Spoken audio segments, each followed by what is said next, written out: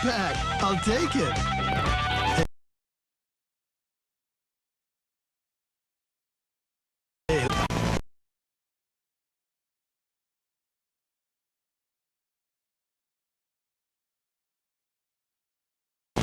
Known as Snowstorm. Real Mr. Personality. The guy is a dynamo.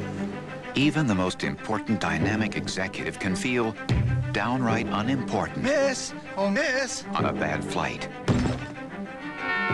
Looks like he's been working non-stop. Never lets up. That's why he's making the big.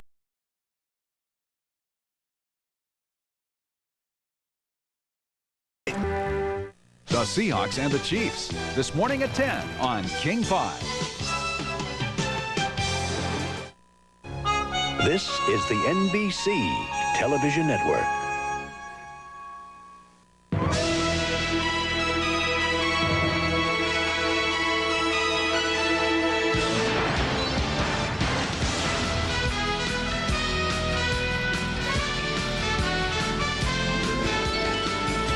Next on NFL Live.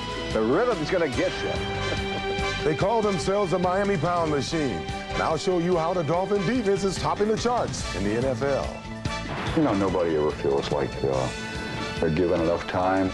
Time ran out on Bud Costin this week. I'll tell you the story behind his firing. It would not be in the best interest of the NFL to play that Super Bowl in Arizona, and we're looking at alternatives now.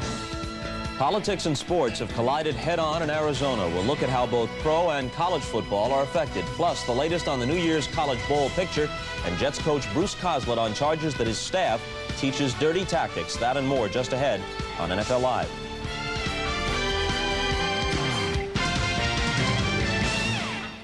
The regular season moves into the second half today, Week 10. Welcome to our NFL Live studios in New York. Bob Costas along with the Juice, O.J. Simpson, and Will McDonough. Very nice, by the way, Juice, the way Shula gave the rock and roll reference to you on the opening. Out of character, very impressive. While the pros are just past the season's midway point, yesterday's college results brought the major bowl picture into clearer focus. Another week of upsets involving the top 5 leaves Notre Dame completely in the driver's seat. Formal bowl bids won't be extended until the Saturday after Thanksgiving.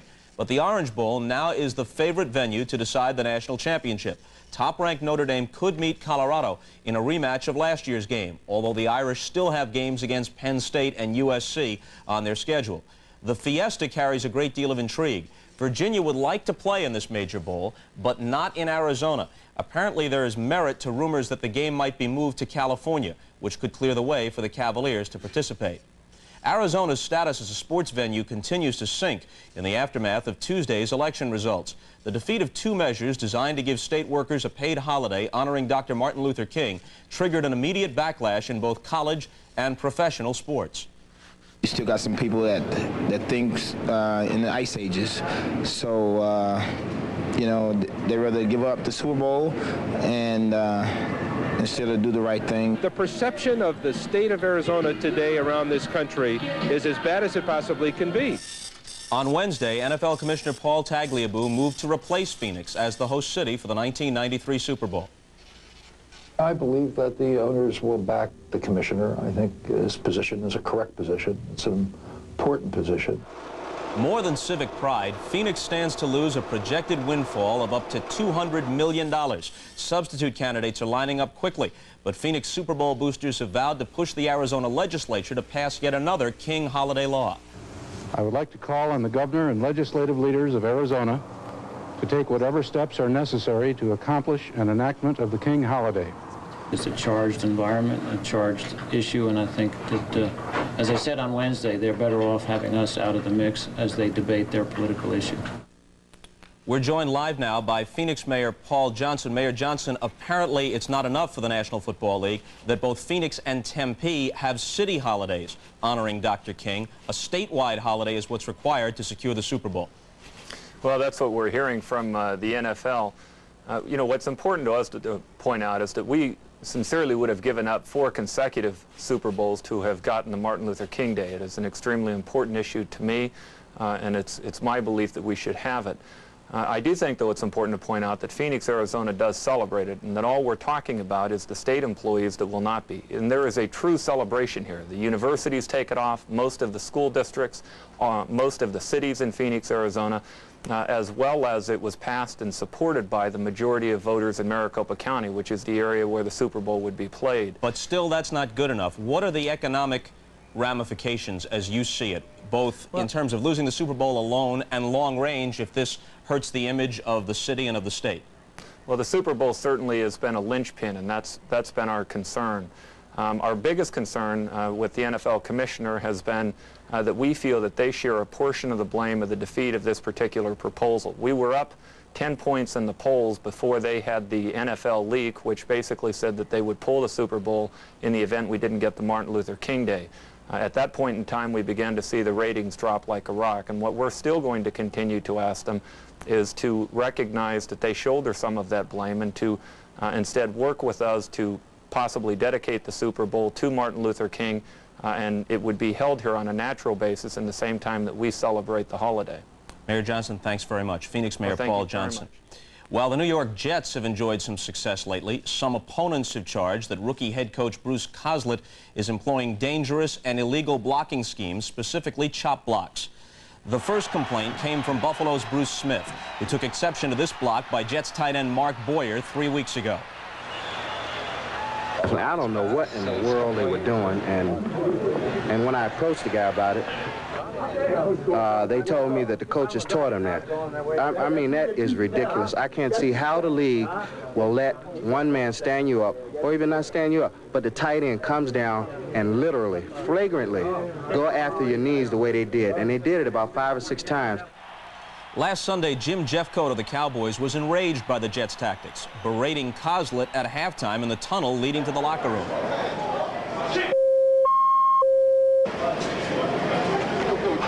It's very dangerous. I tell you what, you could end a career or really seriously hurt somebody. I mean, the way I see it is you should take them up and play them within the rules, and that's not within the rules. The controversy has overshadowed the Jets' modest 2-game winning streak in the New York papers this week. Earlier today, I asked Bruce Coslett about the charges of dirty play by the Jets.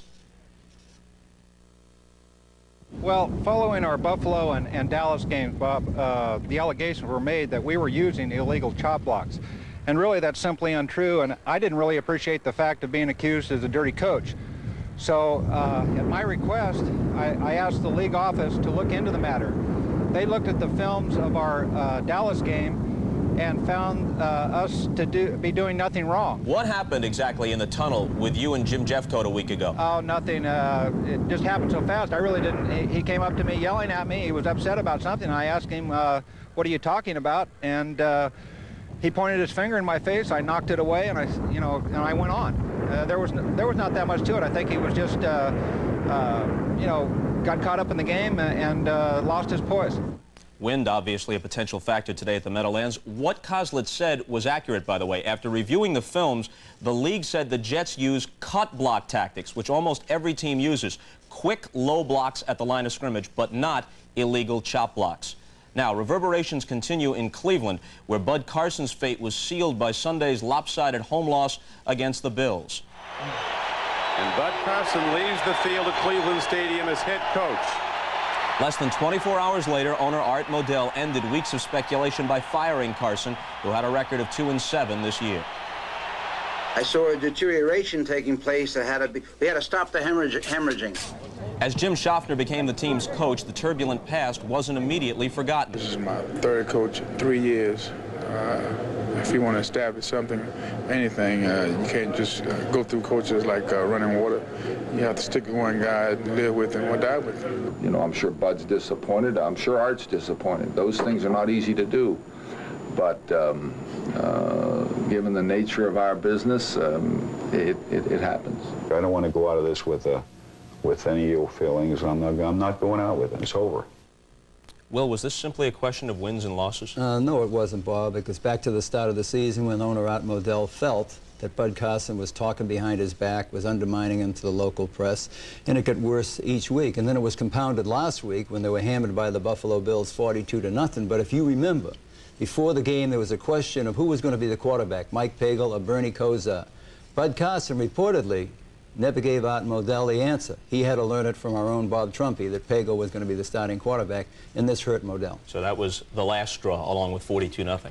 Okay, now as we shift venues, you can see with this look at Foxborough Stadium in New England that this is obviously the time of year when weather can become a legitimate factor around the NFL. And now a breathless nation is finally gratified as Al Roker is back to keep us informed once again this season on the football weather. Welcome back, Big Al. Hey, Bob, missed you.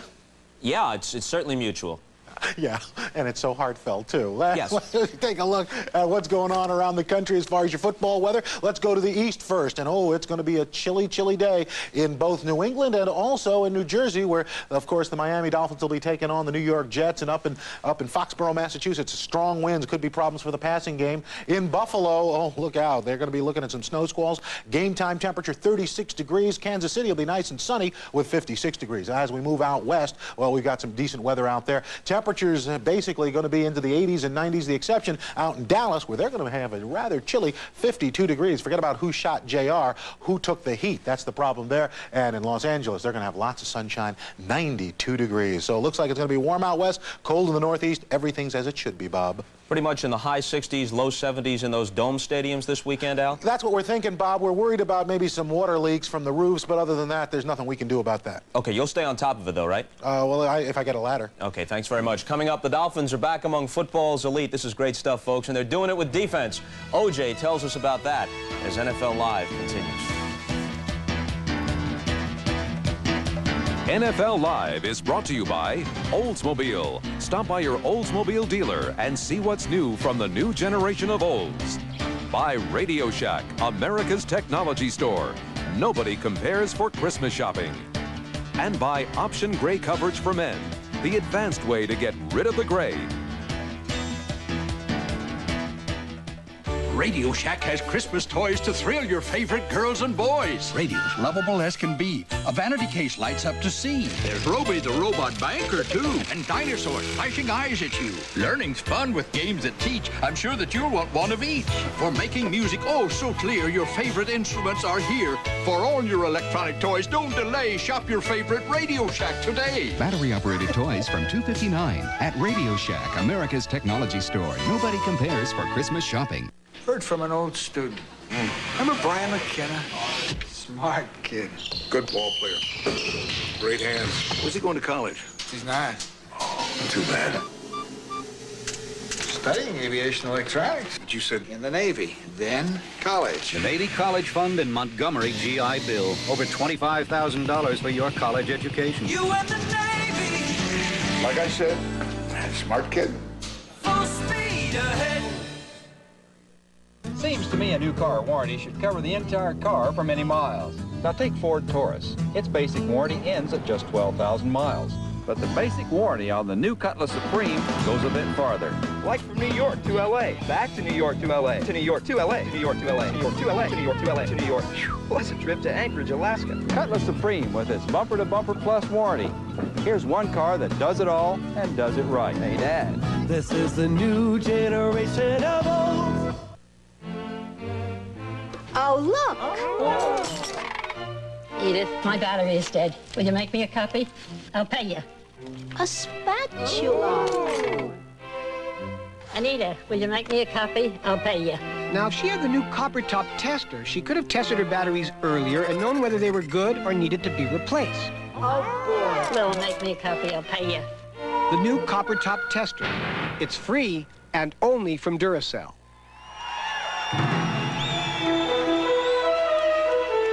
A look at Miami's Jeff Cross as the AFC's leader in quarterback sacks gets set for today's game at the Meadowlands, which happens to be the site of the Dolphins' only loss this season. It came in Week 3 against the Giants.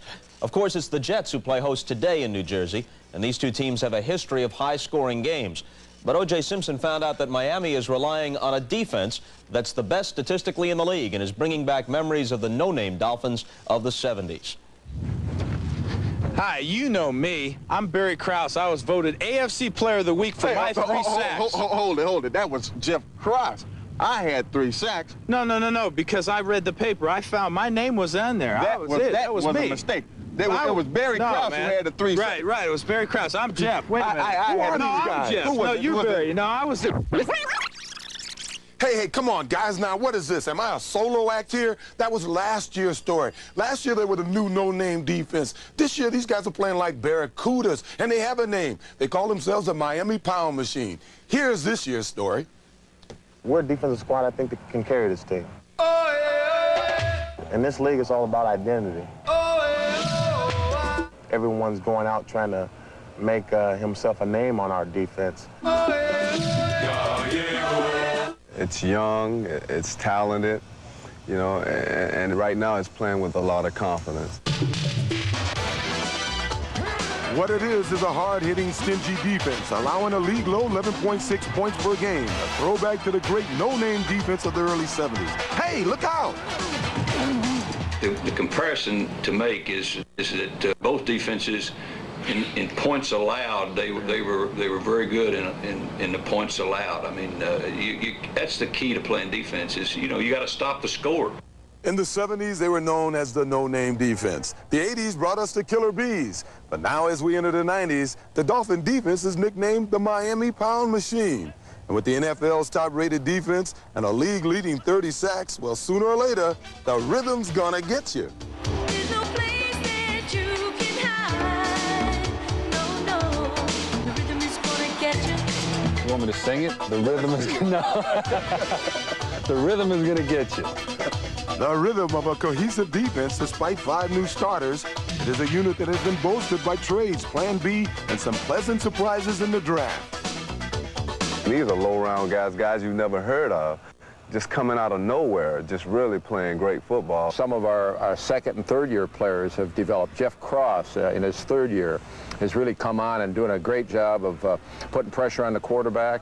I think it's just one of these things where things have blended together the way that we hoped that they would. We've been sound across the board. Defensive linemen, I mean, we've been controlling the line of scrimmage. The defensive backs have been covering. Our linebackers have been covering when they're supposed to. They've been rushing the passer when they're supposed to. Just everybody doing their job. The rhythm is gonna get you.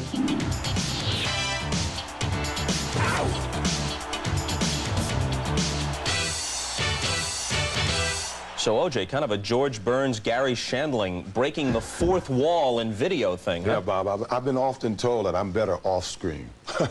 Yeah. But make no mistake about it, this is a talented team. They have some great young players and some old veterans like Hugh Green and, of course, John Offerdahl, who's in camp on time this year, playing super. But they are concerned this week about the Jets. They've given up an average of 31 points to this team over the last 2 years, and they feel that they may be the most talented team they'll face in the skill positions. Well, you know, in the past, this has always been the big shootout.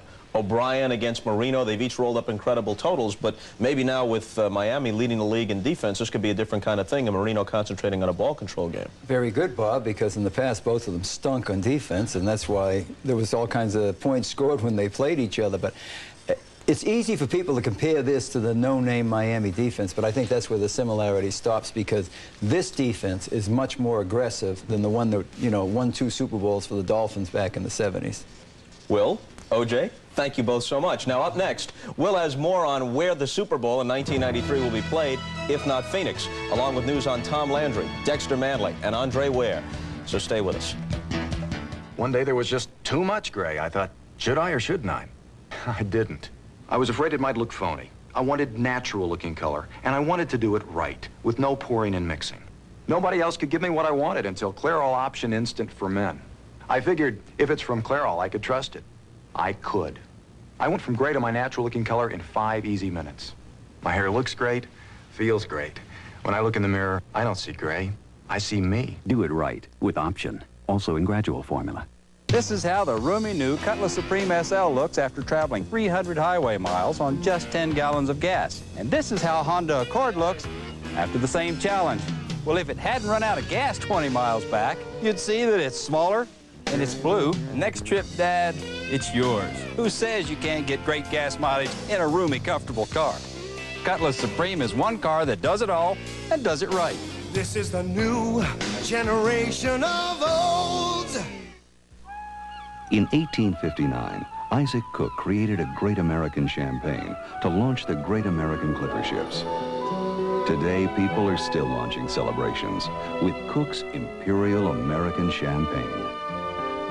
The temperature never drops below Xerex. That's important to remember at a time like this, when it's very dark and very cold. Ah, you did remember Xerex Antifreeze. The temperature never drops below Xerex. American Express presents the Optima Card. It lets you pay over time. At 15 3/4, it has a lower interest rate for purchases than any major Visa or MasterCard. And purchase protection covers you against loss, theft, or damage. The Optima Card. It's from American Express, so you won't be taken for a ride.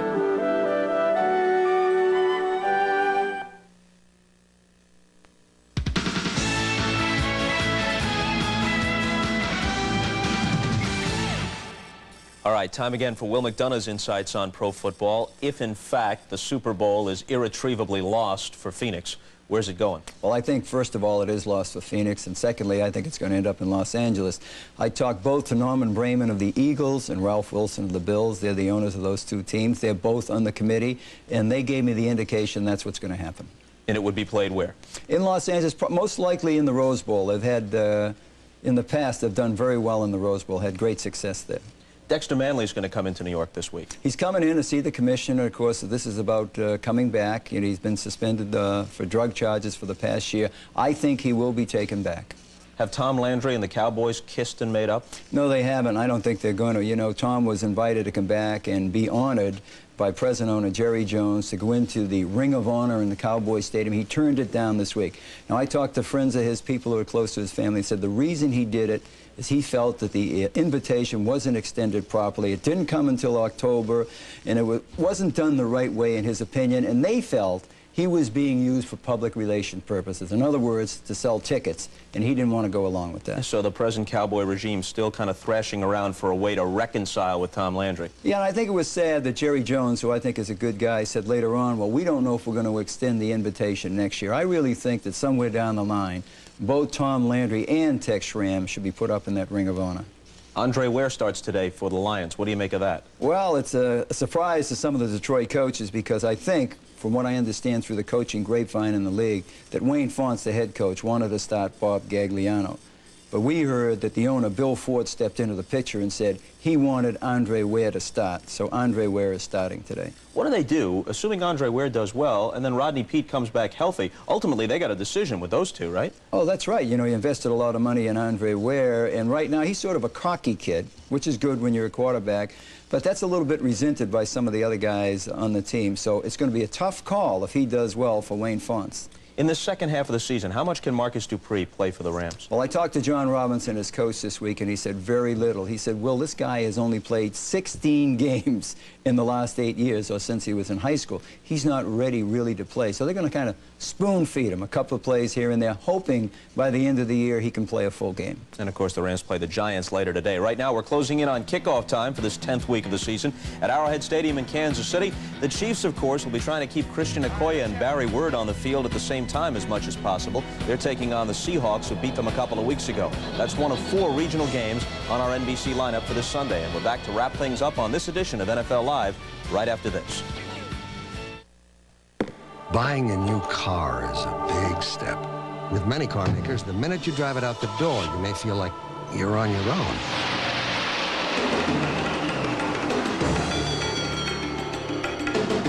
But at Oldsmobile, you're covered by the Oldsmobile Edge, the most comprehensive owner satisfaction program in the industry, standard on every new Oldsmobile. We're with you every step of the way. This is the new generation of all.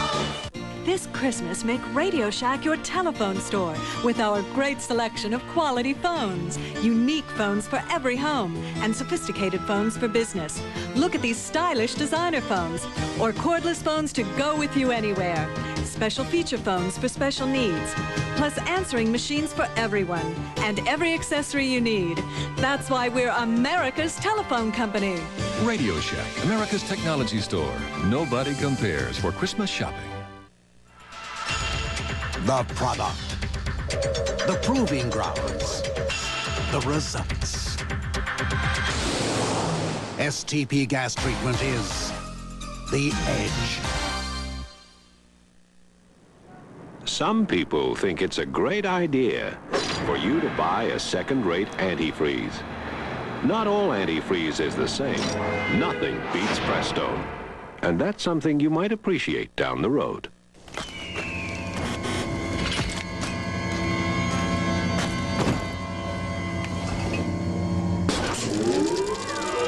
I've set the time machine ahead 40 years. Cold filtered, never heat pasteurized Miller Genuine Draft. Don't worry, Judy. I'm sure the future will be a very cool place. For those who discovered its real draft taste, the world is a very cool place. It worked. Juice, what are your thoughts on this chop block or alleged chop block controversy with the Jets? Well, the league may have exonerated Bruce Coslet and the Jets for chop blocking in the Cowboy game, but the block that I saw in that film in the Buffalo Bill game was definitely a chop block. Normally a team will do it when they don't think their tackle can handle a defensive end. We in Buffalo did it when I played against Claude Humphreys and hit the guy a couple of times. Well, hey, he's not going to worry about getting to the quarterback. He's going to worry about, you know, keeping his career going. So you think the Jets have done it, at least occasionally? Definitely in the films that I've seen. All right, for Will McDonough and O.J. Simpson, I'm Bob Costas. We'll send you out to the game sites right now. We're back at halftime with all the scores and highlights. We'll see you later in the day, everybody.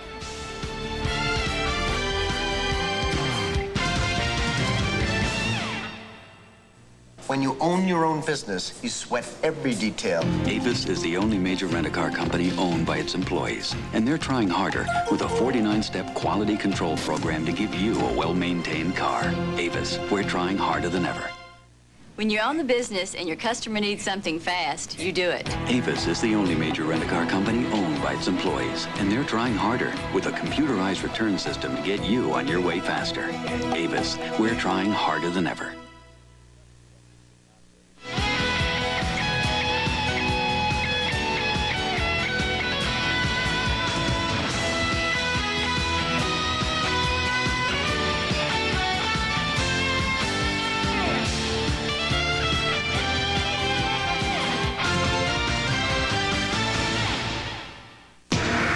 Prediction. The great quake right here in the Los Angeles base? The big cover-up. You can make a lot of enemies. The big event. The big one tonight on NBC.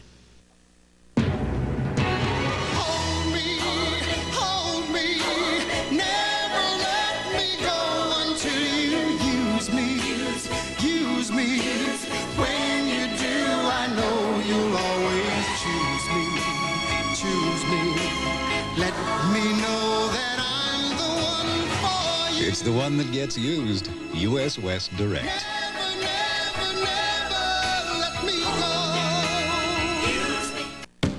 Casey's team, I'd like to see it become much more aggressive and cohesive, and then explode. The best players are relentless. They do not stop. They play hard, and they have chemistry. And that's what a championship team is about. And that's really pure and simple.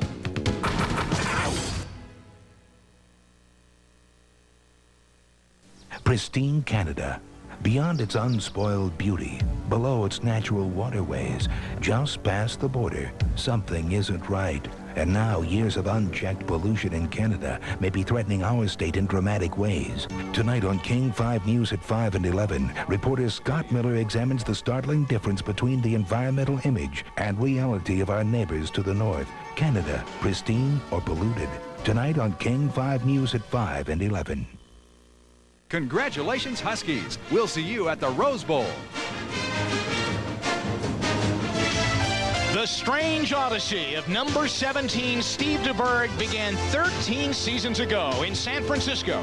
He was Bill Walsh's first 49er quarterback until a rookie named Montana sent DeBerg packing. Number 17 then moved on to Denver, and for a while it looked like he might stick. But another hotshot rookie waited in the wings. John Elway arrived, and DeBerg was gone. Certainly he could lead the hapless Tampa Bay Bucks, but after 4 years of hard labor, he was released. Vinny had arrived. At 36. Was it time to try something else? How about winning? And Kansas City has been good to Steve DeBerg, and so maybe number 17 has finally found a home. NBC Sports presents the National Football League. Today, it's the Seattle Seahawks versus the Kansas City Chiefs. Welcome to Arrowhead Stadium, everybody, for a very important AFC Western Division game between the Seattle Seahawks and Kansas City Chiefs. Both teams know a playoff berth. They'll need a lot of wins to get there. The Arrowhead Stadium weather conditions today, beautiful day, much different from last week when they played in cold, rainy weather here for the Raider game. It could be 70 degrees by the time the afternoon really moves along. AFC West, well, Kansas City with their win over LA last week, they're right there. Only one game back in Seattle to make a wild card position. They really have to start winning. I'm Jim Donovan along with Paul McGuire. Happy to be with Paul this afternoon. And when you talk about Kansas City and Seattle, they don't win at the other guy's place. It's that simple. Kansas City can't win in Seattle, and they didn't a couple of weeks ago. And Seattle can't win here, Paul. They haven't done it since 1980. 10 years. Isn't that unusual? You know, yesterday, Jim and I, we had a chance to talk to the players on both teams and ask them why. Now here, Kansas City goes to Seattle. DeBerg throws 4 interceptions in a ball game, and Kansas City can't win the game with a great defensive team. Here they are down in Seattle. They hadn't won here in 10 years. They don't know why. They said, we just played lousy in each other's home field. It's that simple. It really is. The game plan should be pretty simple, too. Steve DeBerg is here. They're winning. He'll do anything to win. But Dave Craig and Steve DeBerg today will be handing the ball an awful lot. Both teams must run. Well, they've got 2 great backfields. But the thing about it is, when you talk to the coaches, they say we like to balance it out, 50-50 run and pass. That's not going to happen today. It'll be like 70 run, 30 pass. But the team that you see passing the football is probably going to be the team that's behind. All right, so the passing situation, that will be the big key in this ball game as we get set for Kansas City and the Seattle Seahawks. And listen to this crowd here this afternoon.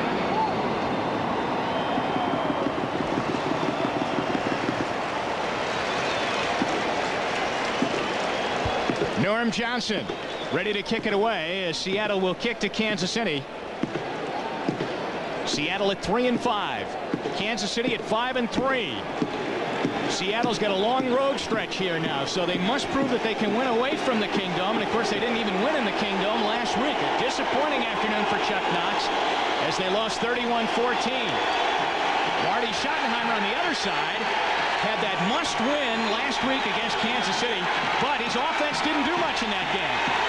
9-7 was the final score.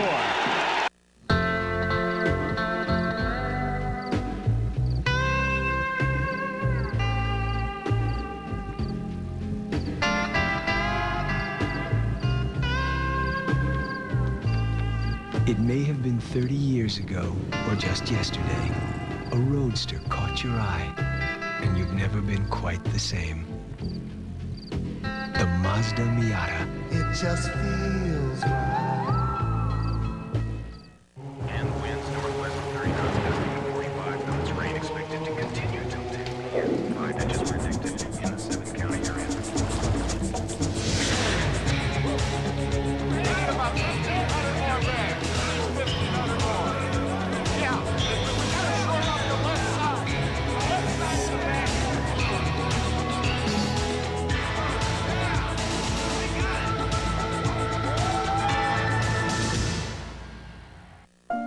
In these uncertain times, the intelligent investor focuses on current trends, watches the economic indicators, analyzes the various business sectors, developing keen insights before making a single move on Wall Street. On the other hand, the extremely intelligent investor has someone else help him do it. Prudential-based securities, rock solid, market wise. When it comes to buying a color TV, many people think state-of-the-art begins overseas, when the truth is, state-of-the-art starts here. You just have to know what to ask for. Ask for the only TVs with a great picture and 4 ways to enjoy stereo sound, like Bose and Dolby Surround. Ask for picture-in-picture with triple flashback. Ask for the hottest ideas in home theater. Ask to see a Zenith. For true innovation in television, quality never looked more like a Zenith. For naming the Mazda MPV best in class, we'd like to thank car and driver. For ranking it the most trouble-free minivan, J.D. Power & Associates. For naming it one of the top 10 import buys, Motor Trend. And for making the Mazda MPV the best-selling import minivan, we'd like to thank the Abbotts, the Ackermans, the Adisheks, the Agarmans, Mazda, it just feels right. the Altons, the Ammermans, the... We can't win if you can't stop Ricky Henderson. When something on your mind, This could get ugly. or something you eat, Look at that jump. gives you acid indigestion, it's time for extra strength Rolaids. Fast, 1,000 milligrams strong. Now that spells relief. You can spot someone who saved money with a second-rate antifreeze a mile away. Not all antifreeze is the same. Nothing beats Prestone. And that's something you might appreciate down the road. He stirs in the land of dawning. He stirs now in the age of wondering. Now on the trail of beauty, he stirs.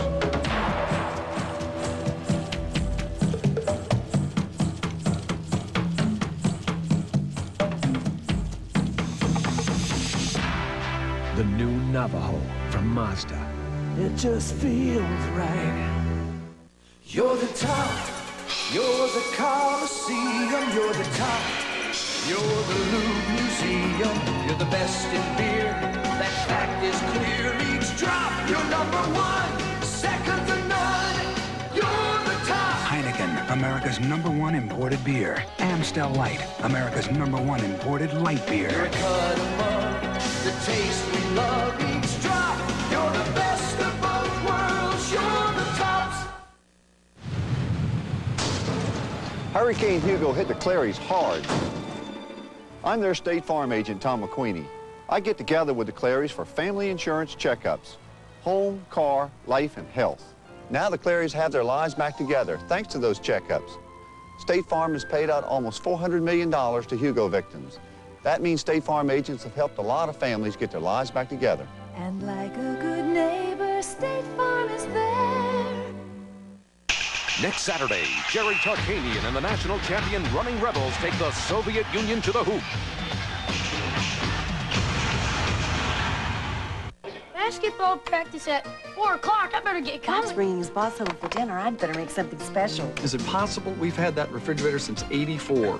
Hey, listen to this. Car expenses took 10% of the budget last month. Yeah, Mom, I finished with my homework. Yay! You're good at this game. Finally, a computer so easy to use it guarantees success. The Tandy 1000 RL with 24 built-in home organizing solutions, now on sale. Only at Radio Shack, America's technology store. Nobody compares for Christmas shopping. On Wall Street, fortunes are won and lost and won again before 10:30.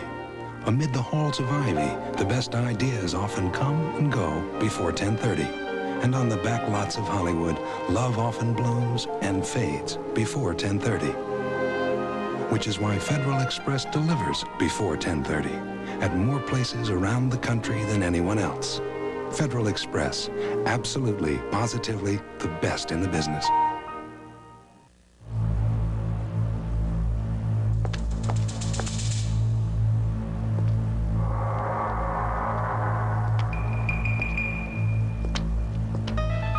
Attackers can hide under cars, so check underneath as you approach.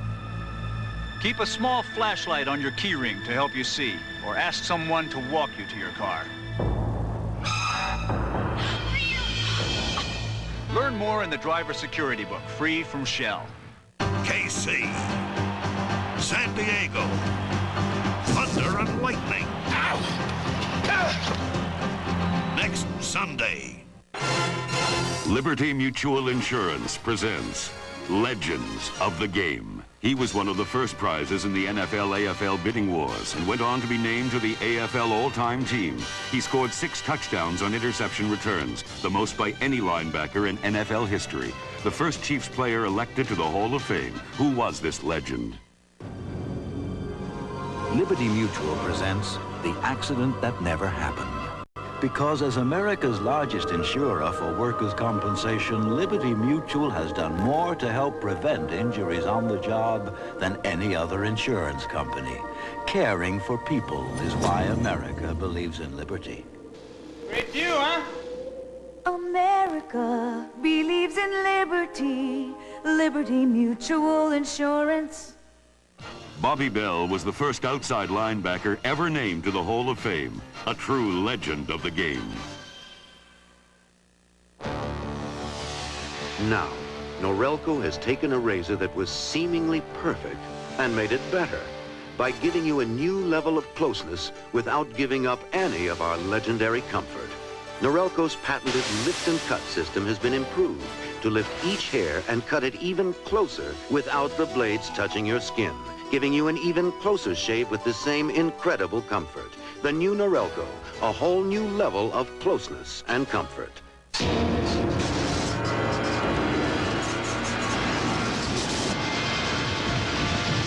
big one. It's America on NBC tonight.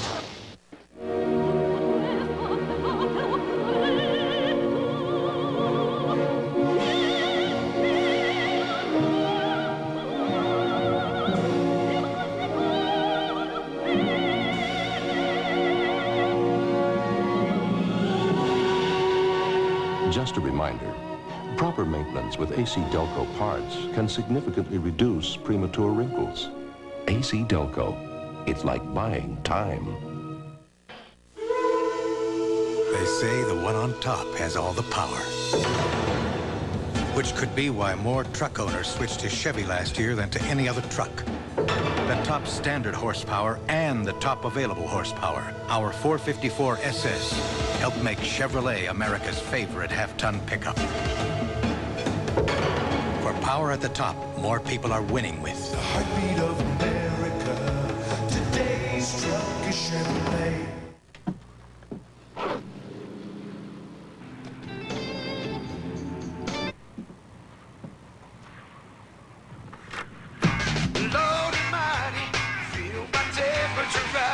Coal filtered, never heat pasteurized. What happened? The car just kind of... Ask him.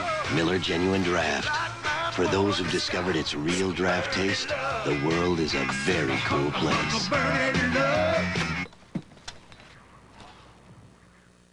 Heard from an old student. Remember Brian McKenna? Smart kid. Good ball player. Great hands. Where's he going to college?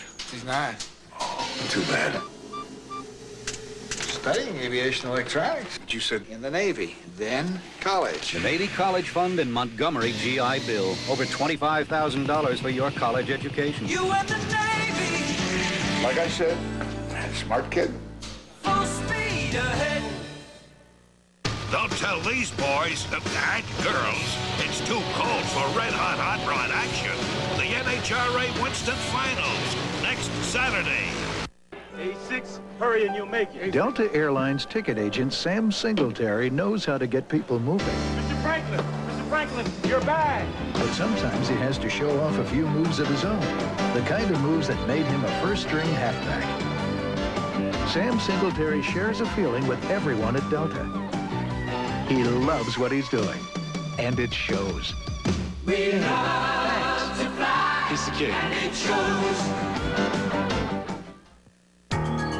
On every trip you take in a Chevrolet, hundreds of hours and millions of dollars have been spent to help make it a safer one. In fact, there are more MDs and PhDs working for your safety than any other car company in the world. So if this looks like an uneventful trip, we worked hard to make it that way. Mile after mile, more people are winning with. The heartbeat of America. That's today's Chevrolet. Sal, have you checked the batteries in the flashlight lately? Yeah, sure. I'm dead. A reminder to check your batteries with the new copper top tester. It's free and only from Duracell. Dean Witter believed in listening. Listen, not only to what our clients say, but what they mean. Each client has a level of comfort. Endeavor to find it. We measure success one investor at a time. 160 horses. That's what Chevy S10 packs into the biggest V6 engine ever put in a compact pickup. Enough power to help switch more truck owners to Chevy last year than to any other truck. The move to Chevy is becoming a stampede. More people are winning with. The heartbeat of America. Now it's easy to win with the heartbeat. Neither snow, nor rain, nor heat, nor gloom of night stays these couriers from the swift completion of their appointed rounds. By using a complete address, you can help us deliver even better on a promise we made a long time ago. We deliver for you. Your bank charging you to use your own money? Every time you write a check, they charge you? Every time you use their ATMs, they charge you? It adds up fast. Well, that's why you should be checking at Great Western.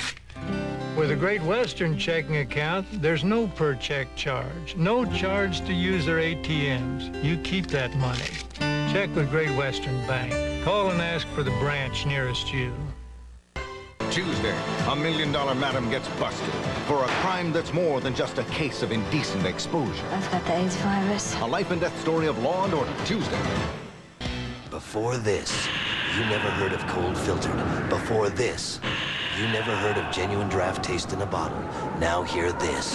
Get out of the old, get into the cold. Cold filtered taste what it's all about. Never heat pasteurized, so the rich, smooth taste don't cook out. For those who discovered its real draft taste, the world can be a very cool place. Get out of the old, get into the cold. Miller Genuine Draft. Getting to know you, getting to know all about you. Not long ago, Honda and Toyota were known for the highest mileage. But today, there's Geo, the most fuel-efficient line of cars and trucks in America. Get to know Geo at your Chevrolet Geo dealers. Getting to know.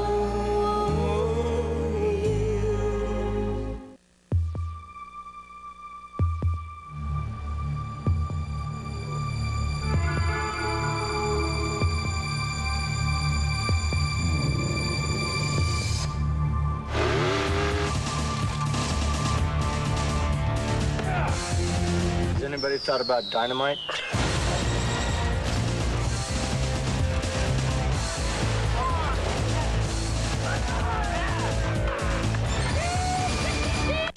Next Saturday, Jerry Tarkanian and the national champion Running Rebels take the Soviet Union to the hoop.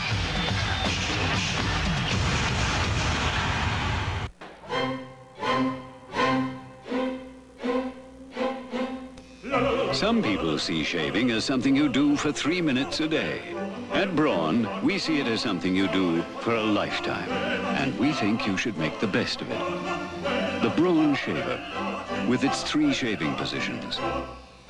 Designed for those who choose to make a virtue out of necessity. Braun, the world's #1 selling foil shaver. A little brains, a little luck, and a lot of late nights. A good family, a good spot, and some good advice. That's the way it's supposed to be. And USF&G standing behind me. That's the way it's supposed to be. And USF&G standing behind me.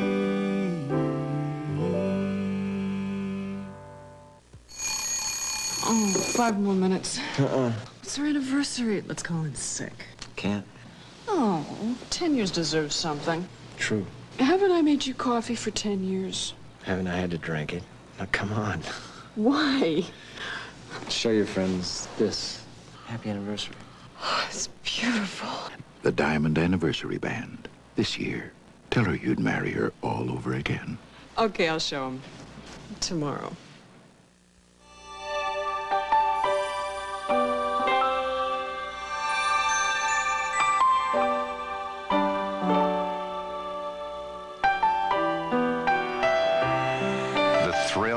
Lifetime, and yours, the NBA on NBC.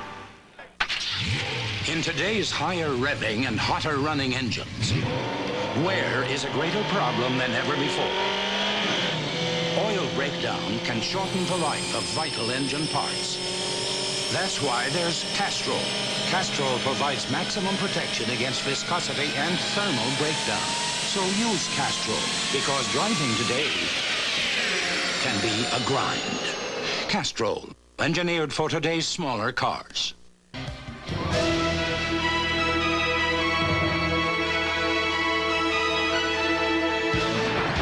All right, Jim, thanks very much. Before we check the NFL scoreboard, a college note here. We have it now on very good authority that Notre Dame will accept an Orange Bowl bid. Now, this is despite the fact that Penn State and USC still remain on the Notre Dame schedule. Still, Orange Bowl officials are confident enough to extend the bid to the presently #1 ranked team in the country. Notre Dame will accept that bid, go up against the Big 8 champions, and they have told all other interested bowl parties to back off. It'll be Notre Dame in the Orange Bowl this year, even should they lose one or both of their remaining 2 games. Now, on to the scoreboard. The Dolphins and the Jets are deadlocked 3 apiece at halftime in the Meadowlands. The Dolphins, of course, at 7-1, have won 5 in a row. They beat the Jets in a tough game earlier this year, had to come from behind to do it at Joe Robbie. This one on the Jets' home field, deadlocked in the wind at 3 apiece. O.J. has more on that in just a moment. Buffalo gets 3 Jim Kelly touchdown passes in the second quarter. They take a 21-7 halftime lead at home over Phoenix. Buffalo trying to win their 7th in a row and go to 8-1 and stay tied with Miami atop the AFC East. That's if Miami beats the Jets. Obviously, if the Jets can upset the Dolphins, Buffalo can claim first place alone with a victory today. In the game you're watching, Kansas City with the 6-3 lead at Arrowhead halftime over the Seahawks. Chicago coming up on halftime at Soldier Field and leading Atlanta 17-3 as the Bears try to win for the 8th time in 9 outings this year. Neil Anderson has an 8-yard touchdown run, his 12th TD of the year. That's the top figure in the NFL. New England at home against Indianapolis. The Colts happen to be the only team the Patriots have beaten this year. They did it in week 2. Since then, they've lost 6 in a row. Today, they lead 10-3 at halftime to 3 Colt points on a 54-yard Dean Biasucci field goal. Minnesota now moves to the 3rd quarter at the Silverdome in Pontiac. The Vikings leading the Lions 7-0 on Rich Gannon's 1-yard touchdown run. Andre Ware started at quarterback for the Lions. He's still in there as the second half begins, but he's thrown 2 interceptions thus far. Tampa Bay trailing at halftime in New Orleans 14-7. Craig Ironhead Hayward with a big first half, 93 yards rushing, including a 47-yard touchdown run. Last week, he ran for 122 yards. Chris Chandler is at quarterback today for the Bucs in place of the ineffective Vinny Testaverde. He ran 12 yards for a first-quarter Tampa touchdown, but it's the Saints 14-7 at the half. Juice, your thoughts on the first half of the Dolphins-Jets game? Well, at the top of the show, we were telling you how tough this Dolphin defense was. Now, they've gone 10 quarters without giving a touchdown, but they have an assist today, and that's the win. It's impossible to throw the ball downfield with any degree of accuracy in the wind. The ball comes at you like a knuckleball. I recall playing a game in the wind against the Jets when it was 2 minutes to go in the game before Joe Namath completed his first pass, and that was the first completion by any team in the game. Yeah, Bob, I think Juice is right on the money. I've been to a lot of games in Meadowlands in recent years, and the wind always seems to pick up later in the day. So I think the team that does the best job with the ball when they have the wind in the second half in that game will win it. Will O.J. stand by? We'll come back to both you gentlemen in the second half of our halftime report, which will be with you right after this. He's Tom Flores, general manager of the Seattle Seahawks. In his 29 years in the NFL, he has won 4 Super Bowls. But throughout his career, he has never forgotten his roots. Giving young people opportunities has always been important to me. That's why I've worked as a United Way volunteer throughout my NFL career, helping young people like these in Seattle's El Centro de la Raza program. I want to give courage, hope, and love to these young, beautiful people, to give them the same chances I had growing up. Here, they receive help so they can stay in school, and counseling so they can mature and make their contributions to a better community and a better world. When you give to the United Way, you're showing that you care about them. So now, they would like to thank you. Everybody ready? Yeah. Thank you. Gracias, Tom. Yes, gracias. The United Way. It brings out the best in all of us. This message furnished by the National Football League. Scientists predict major earthquakes throughout the United States. Among those hardest hit will be New York, St. Louis, Seattle, Boston, Memphis, and Salt Lake City. Now, an extraordinary motion picture that will help you and your family prepare for the big one on NBC tonight.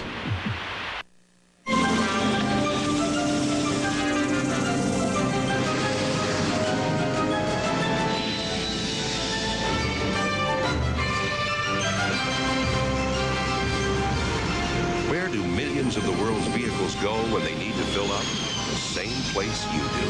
BP. Don't worry, you were here first. BP. On the move. Pristine Canada.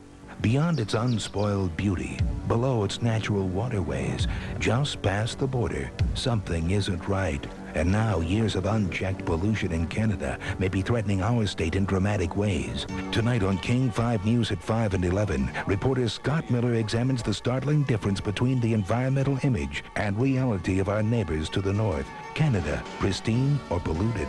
Tonight on King 5 News at 5 and 11. The Mating Game, Monday on Evening.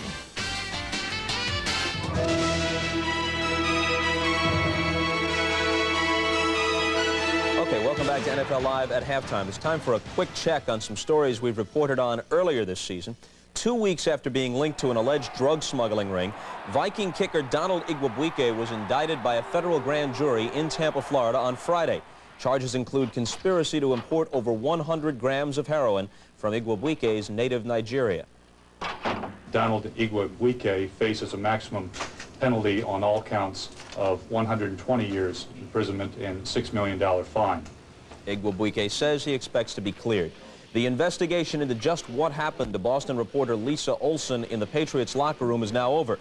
Investigator Philip Hyman delivered his 60-page report to the commissioner this past week. Yes, I received it on Wednesday, and I'll be doing something about it in the next couple of weeks. Can you give us any hints about what it showed? Or? No hints whatsoever.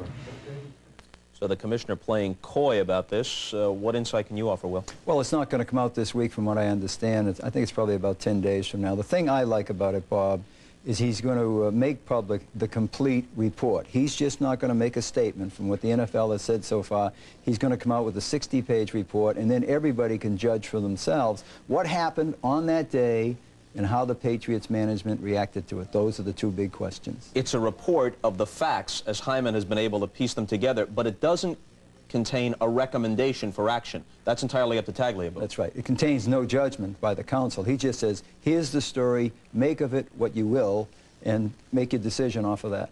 OJ, how about the controversy regarding Phoenix's bid for a Super Bowl? How do you gauge player sentiment around the league? Obviously, they're in favor, in large part, of a Martin Luther King holiday, but how deeply felt is that sentiment? Well, because we have a majority of black players in the league, I'm sure it's very deeply felt, but I don't think this is a black or white issue. I think the players 100% support the commissioner and what he does. You know, once again, it's not a black issue. It's not a white issue. Dr. Martin Luther King has been deemed, obviously, by the vast majority of Americans as a great man, a man worthy of a holiday.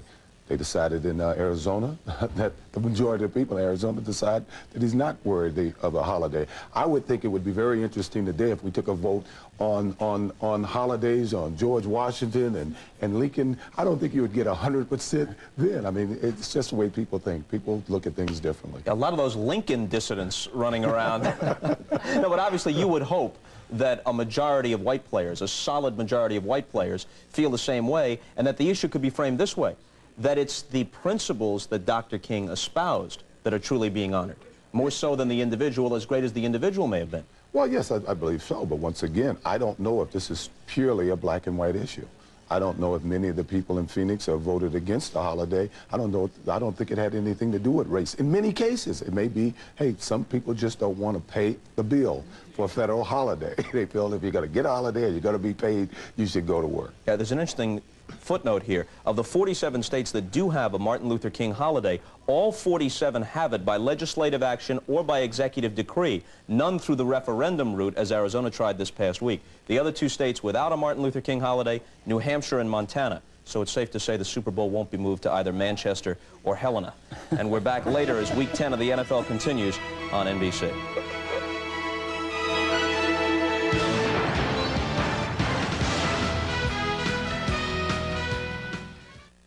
This town could be sitting on a ticking bomb. They can predict it. Something's off. I can smell it. People have the right to know. They can deny it. It seems to me none of these earthquake prediction theories work. Why are you fighting me on this? But they cannot stop it. It runs right under the heart of the city, and it's about to let go. Oh, where are you? I need you! I've got to get to her. big one hits tonight. At Arrowhead Stadium in Kansas City at halftime, the Kansas City Chiefs lead 6-3 over the Seattle Seahawks. It's been a field goal kickers game so far and some pretty good defense. Nick Lowry with 2 field goals to Norm Johnson's 1. And we'll be right back after these messages from your local station. Startling new evidence reveals possible life on Mars. And find out how your tips captured these dangerous criminals on a special Unsolved Mysteries. Then, how many would she hurt? How much would she lose? You're not taking my bait. I'll do anything that I have to. Before she's ready to fight back. I'm not an alcoholic. Life Stories after Unsolved Mysteries on NBC Sunday. Many airlines offer reduced rate fares. Unfortunately, that's not all they've reduced. It makes you wonder, what's next?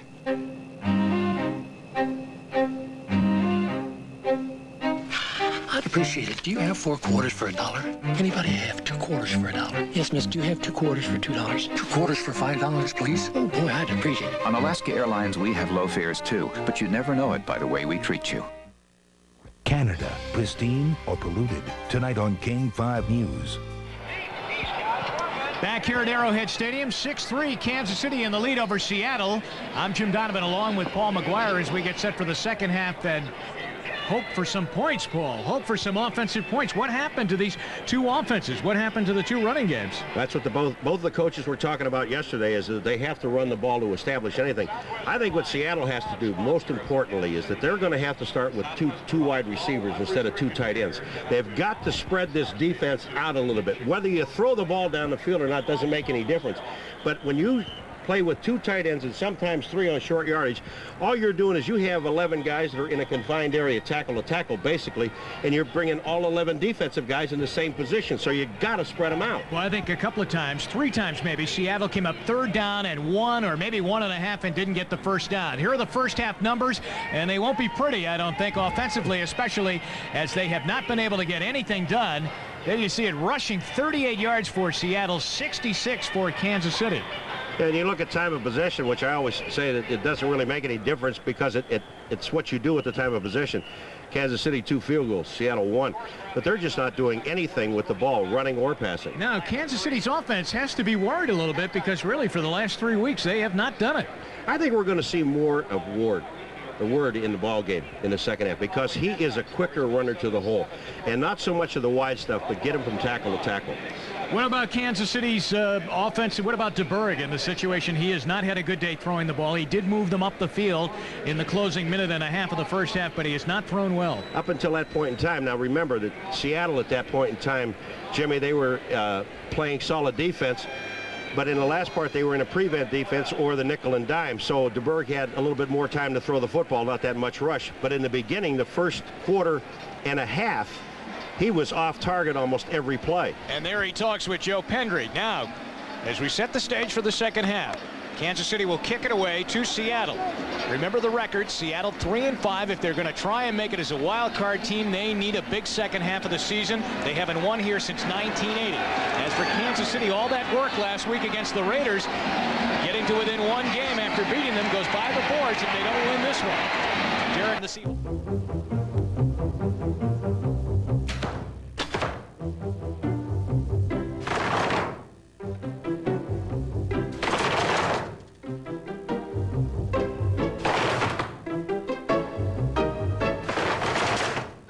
The Accord from Honda. Once again, it's what the competition is shooting for. Nice shot.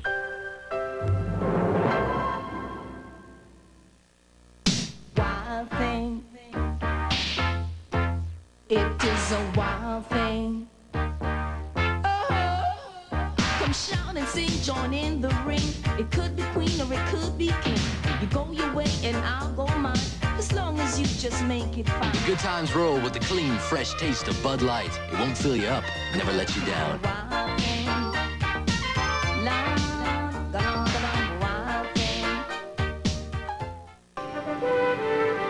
You've been up in the air for hours. Now you gotta make up the time. Aren't you glad Verts has a faster, easier way to rent a car? #1 Club Gold. No paperwork, no stopping at counters, nothing to slow you down. Hertz, we're America's wheels. You go straight to our gold parking area, where your car is waiting, ready to go. I'm gonna make it. Hertz, It's the fastest way to rent a car. You said we're a dying breed, that's what you said. No, I agree. In fact, he's got a few minutes left. That's right. Oh, man, I'm full. I started calling my hair back when I was about 10 because I knew I'd be bald. You like roughage? No, thank you. It's a little rough for me. Levi's 100% cotton Dockers. If they're not Dockers, they're just pants. I used to babysit. I used to get $1 an hour. Just last week? Is that the only song you know? Yeah.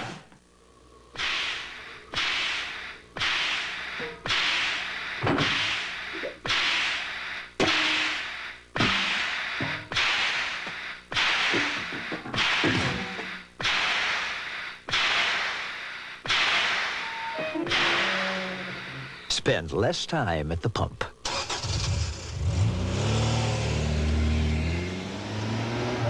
The CRX HF from Honda.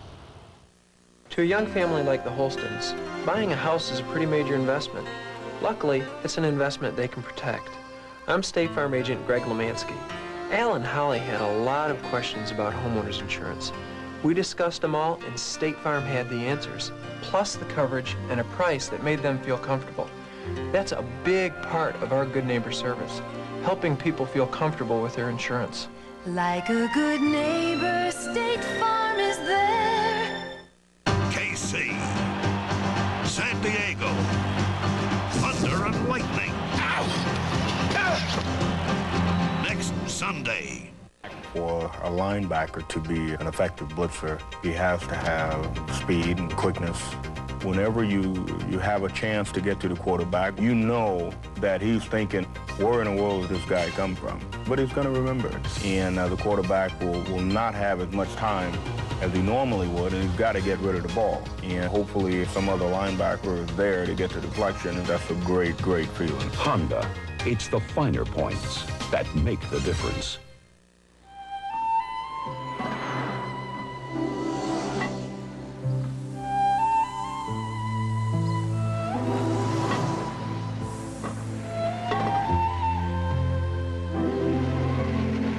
Prelude SI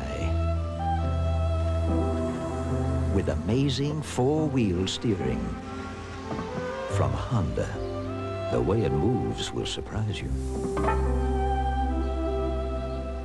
When you give a Radio Shack handheld cellular phone for Christmas, you're giving the gift of convenience and the gift of safety. And now it's at our lowest price ever, just $399. This phone goes with you everywhere, at work or at play. And you'll always know you can be in touch. Bring your family closer together with Radio Shack's handheld cellular telephone at an incredible value of $399, only at Radio Shack, America's technology store. Nobody compares for Christmas shopping. Next Saturday, Jerry Tarkanian and the national champion Running Rebels take the Soviet Union to the hoop.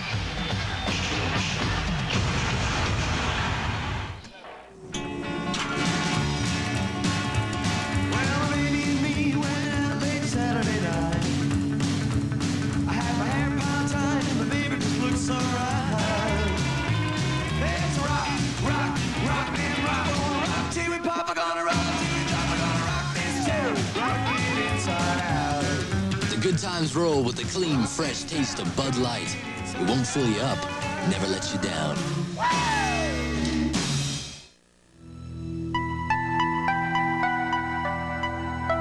The network. It's the most powerful tool in business today. At GTE, we can put that power in your hands. The power of a personalized communications network designed for the success of your business alone. The growth of your business, the prosperity of your business. We've done it for others. We'll do it for you. Because at GTE, the power is on. MetLife manages assets of over $125 billion. When 45 million people count on you for insurance and financial services, you can never be too strong. Get Met. It pays. When it comes to brake repairs, some places give you a guesstimate. Midas gives you an estimate in writing, a thorough inspection, then a price that's right. At Midas, we do brake work, not guesswork. Nobody beats Midas. Nobody. The best form of detection against breast cancer is a mammogram. Yet this technology could fail you. Get the facts on NBC Nightly News, Wednesday. Monday, just when Bel Air thought the season was lost. Yo, what's up? A high-flying Fresh Prince shows up with some help from superstar Can't touch this. Isaiah Thomas, NBC Monday. We're with you all the way. What's never far away, no matter where you go?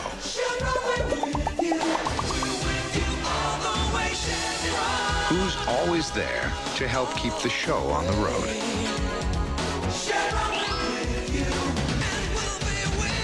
How do you keep that long drive from taking an unexpected turn?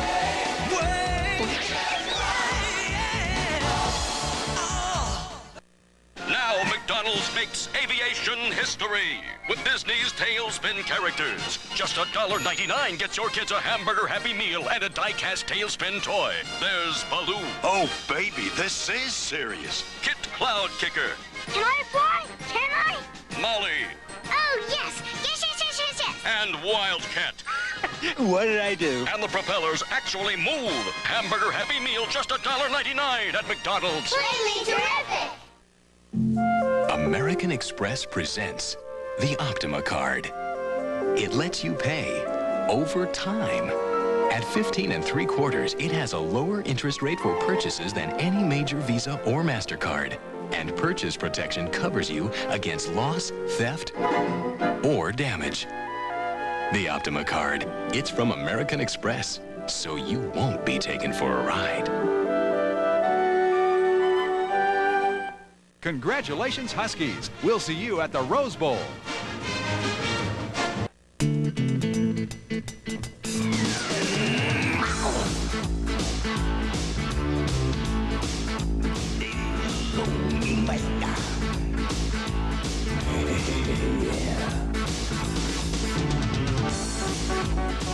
Mitsubishi has won more major awards in the past 2 years than most car makers could hope for in a lifetime. Save up to $1,000 on selected models at your Mitsubishi dealer now. Dressing up, stepping out. If you're talking about fun, that's what it's all about. Shake it up, whoa, whoa, put it on, check it out. When you're in a place where the beat goes on, you don't want to fill up.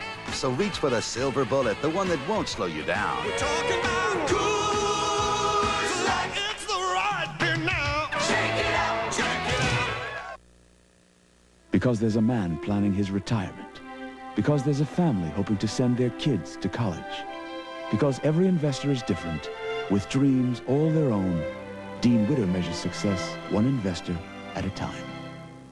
The temperature never drops below Xerex. That's important to remember at a time like this, when it's very dark and very cold. Ah, you did remember Xerex Antifreeze. The temperature never drops below Xerex.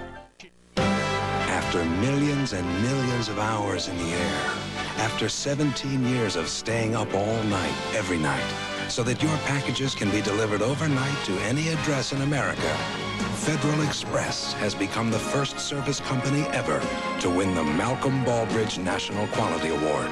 It's the highest honor in American business. And just how did we do this? By being absolutely, positively the best in the business. Millions of years ago, nature created a vehicle that accelerates, steers, and stops with all fours.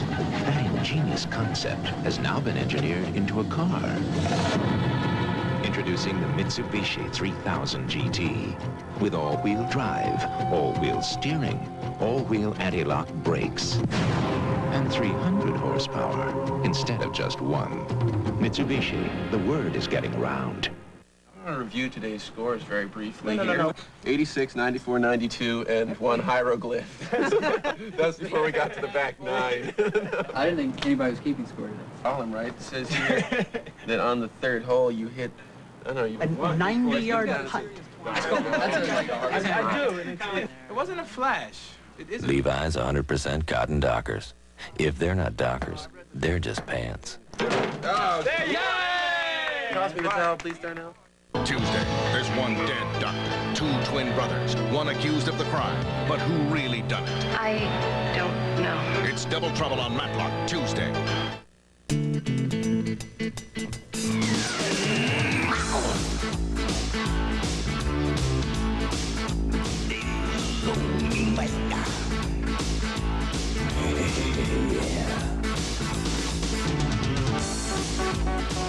Mitsubishi has won more major awards in the past 2 years than most car makers could hope for in a lifetime. Save up to $1,000 on selected models at your Mitsubishi dealer now. I think Daddy's home. Daddy! Daddy, I got a good start. Let's see. Ooh, that's very nice. What did you do today? Putting it together. Well, I had some meetings. I made a lot of phone calls. Didn't you make anything? No. Putting it together. Yes. I made this report. You made this? It's great. From the time we first learn to write, we start putting words and pictures together. Book reports when we're kids, documents by the time we're in business. Xerox technology is dedicated to helping you produce documents that have the impact you intend. Maybe you'll get a good start, too. Maybe I will. Putting it together. Faxing, scanning, copying, printing. Xerox, the document company. KC, San Diego, thunder and lightning. Next Sunday. Wouldn't it be great if you were centering facing the great Garbanzo in the wrestling match of the year? And wouldn't it be great if the sponsor was a beer? A really great beer like Keystone, the fresh cold-filtered beer in a can that tastes like beer in a bottle because of Keystone's specially iron can. And wouldn't it be great if Garbanzo excused himself and you left with his manager, the lovely Darlene? Cold-filtered Keystone and Keystone Light. Bottled beer taste in a can. Wouldn't that be great? Liberty Mutual presents the automobile accident that never happened, because we continually work to prevent auto accidents and injuries. In helping to pioneer safety belts, Liberty Mutual Insurance helped make driving safer for everyone. Caring for people is why America believes in liberty. Almost home.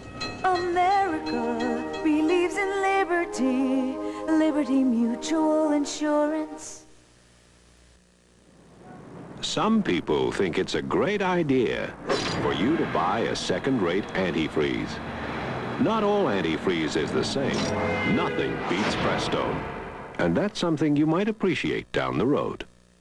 Television's acclaimed studio host, football's most recognizable personality, and the game's preeminent journalist. NFL Live, we've got the lineup. His friends had to decide what game to watch on TV. It was a toss-up. Heads or tails? Heads. Then Tom got smart. Very smart! He got this Magnavox TV with a built-in smart window.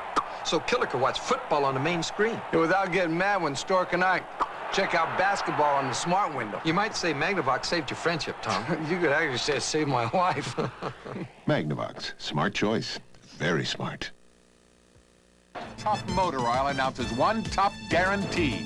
Ask your participating service center about Quaker State's tough lubrication guarantee. 250,000 miles or 10 years. Register your new car absolutely free at a participating service center. Use only Quaker State. Have oil and filter changed as directed at a service center. And if any lubricated engine part suffers an oil-related breakdown, you're covered. Quaker State guarantees it in writing.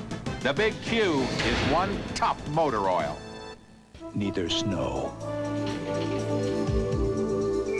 nor rain, nor heat, nor gloom of night stays these couriers from the swift completion of their appointed rounds. By using a complete address, you can help us deliver even better on a promise we made a long time ago. We deliver for you. They say drink plenty of fluids. Swallowing's total pain. To stop sore throat pain fast, Advanced Formula Chloraseptic has the power of phenol. It penetrates nerve endings to work on contact, so it gives the fastest relief. And nothing lasts longer. Advanced Formula Chloraseptic works fastest, and nothing lasts longer. For fast relief when you're away from your spray, also try great-tasting Chloraseptic lozenges. Some people think it's a great idea for you to buy a second-rate antifreeze. Not all antifreeze is the same. Nothing beats Prestone. And that's something you might appreciate down the road. What a game. It is an absolutely stunned crowd that is really still trying to leave Arrowhead Stadium because they can't believe what they have just seen. The Seattle Seahawks, on the last play of the game, beat the Kansas City Chiefs. They're down by 6. Here you go, Paul. Well, and Skansi just goes down. He drifts to his left on the right of the screen, and you'll just see him at the end come in. The surprise is that Skansi got behind everyone. There's Ross's over there, but they never got close to him. And then Craig scrambles out because Derek Thomas had him in the grasp, which you'll see here. Derek Thomas coming from the right of the screen. He grabs him here. David Craig goes out. Now look at this, and he has enough presence of mind to find Paul Skansi downfield, throws the ball. That's beautiful. That's just beautiful. Now, I have to say that on the last play of the game like that, and from seeing the replay, I would have to say no, he was not in the grasp. And indeed, I think I saw in the back there referee Tom White nod that he was not in the grasp, but the play was okay. Just remember one thing now. It's grasp and control. Derek Thomas did not have control. It was an excellent call by the official, but the great play of David Craig. And again, you can't say enough about what David did today, because here's a guy that was sacked all over the field 7 times by one guy alone who almost got his 8th, and still had enough presence of mind to keep his composure to get the ball downfield. And you can see David Craig, and he knows, he said, hey, for 59 minutes and 54 seconds, or 56 seconds, right, I was getting battered all over the field, and all of a sudden, it's all worth it. All right, and so what does that win do? It will do an awful lot for Seattle. They go to 4-5, and it really could hurt Kansas City.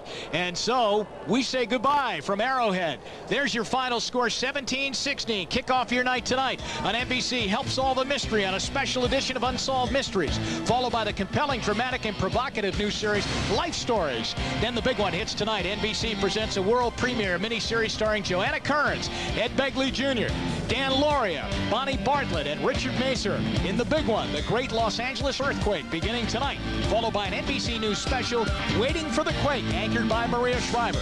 Stay tuned for the NFL Live postgame report with Bob Costas. This has been NBC Sports coverage of the National Football League. 17-16, Seattle wins. A promotional fee has been paid to NBC by United Airlines.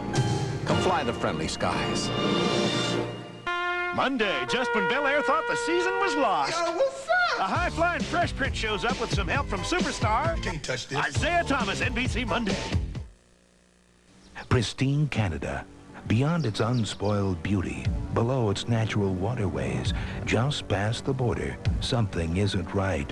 And now years of unchecked pollution in Canada may be threatening our state in dramatic ways. Tonight on King 5 News at 5 and 11, reporter Scott Miller examines the startling difference between the environmental image and reality of our neighbors to the north. Canada, pristine or polluted? Tonight on King 5 News at 5 and 11. Monday on Evening. Are you the ideal mate? This isn't my style. Sometimes you can change your style. Are you looking for one? I was not looking for Don Juan. What do women want in a man? Mr. Right is a man who can share. What do men really want in a woman? So tell me you love me. Find out how to choose and be the perfect mate in the mating game. That's evening, Monday at 7:30 on King 5. Puget Sound Live, a benefit concert for the environment with heart. For details on how to win tickets and other ways to help save the sound, call 448-3628. Stallone in a Rocky V exclusive only on Entertainment Tonight.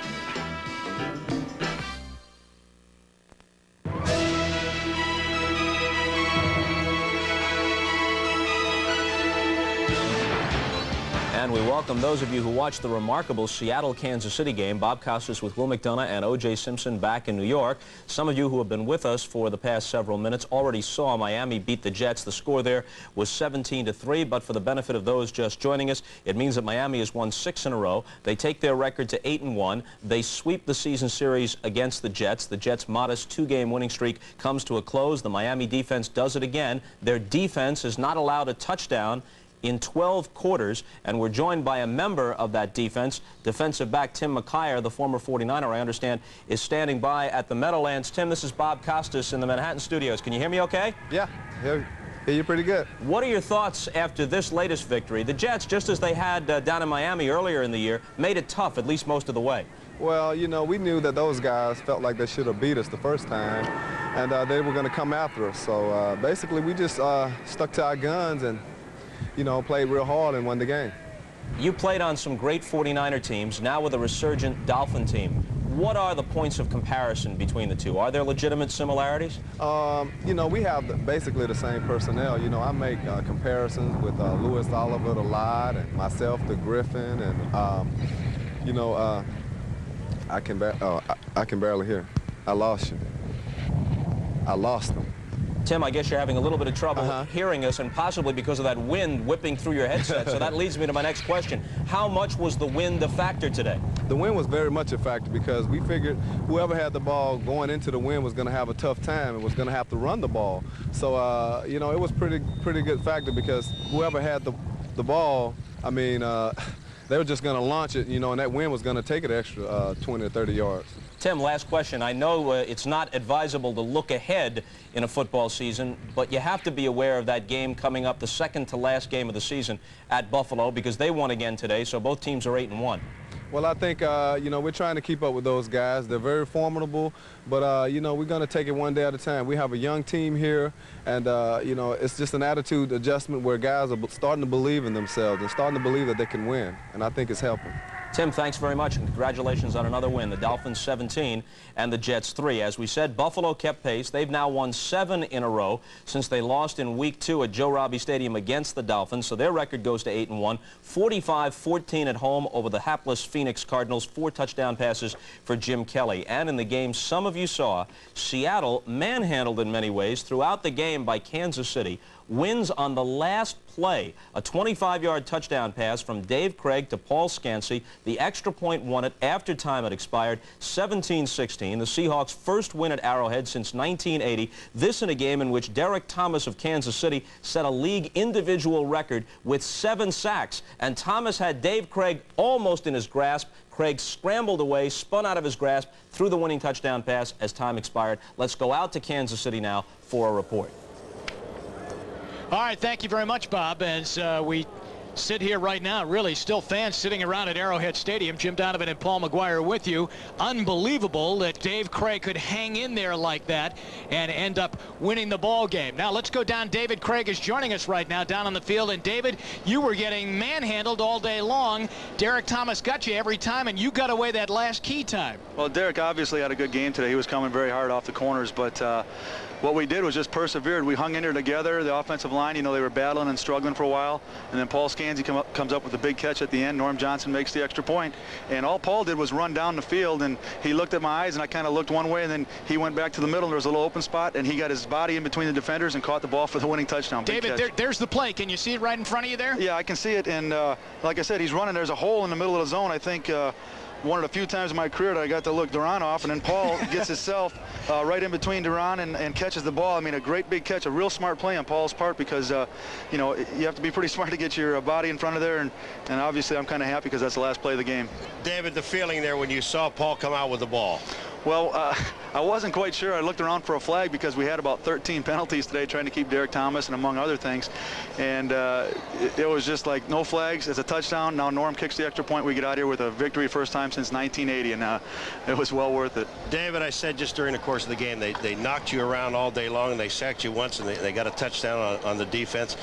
But during the course of this ball game, you did everything that you could possibly do to win this football game. You individually running with the ball, trying to get away from people, and then hitting targets. Well, I think like I said, it's a combined team effort, and everybody hanging in there. Offensive line did a great job as far as just staying with me, and then the receivers finding holes downfield, and the defense played good. They enabled us to stay in this football game. We make a big play like that, we gave ourselves a chance to win, and we did it. All right, David, thank you very much. Congratulations, and I'm sure one of your most thrilling victories ever in the NFL. It was fun. Thank you. David Craig, the winning quarterback. Let's go back to New York right now. NFL Live, and here's Bob Costas.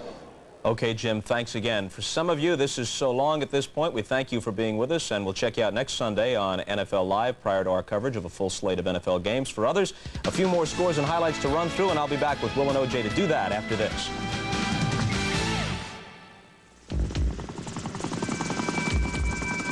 If you want to land a good job, you have to know what most employers want.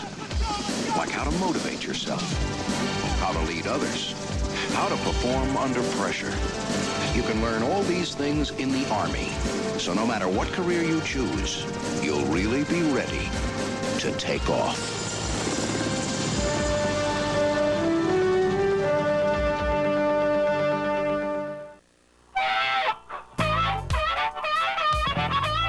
Barbecue? Come on, it's practically winter. Baggett? McDonald's? Hey, McRib. Now you're talking. Fries? And a Coke? Tell me more. A McRib pack. We'll take 4. Better hurry, huh? McRib. McDonald's for food, folks, and fun, Sean. Okay, to the rest of the scoreboard, I'm taking a glance over at the monitor here. Atlanta has the ball at Chicago, and Chicago is just intercepted. Even as I speak, there's a Chicago interception, and whoever picked it off is racing down the sideline, possibly for a touchdown, or he might have stepped out of bounds. The score was 24-17, and Atlanta had the ball with a minute and a half to play at Soldier Field. Chris Miller was trying to get them in position for a tying touchdown. He threw a sideline pass out to his left. It was picked off by a Chicago defensive back, and he's being mobbed by his teammates right now, so I can't pick out who it is. But in any case, a touchdown for the Bears, so they take the lead at 30-17, and they have this one wrapped up. So they'll go to 8-1 with apparently their 5th consecutive victory. Indianapolis wins at New England. The score there was 13-10. You think it was windy in Buffalo or at the Meadowlands today? Check it out in Foxborough. Windy enough to bend the goalposts.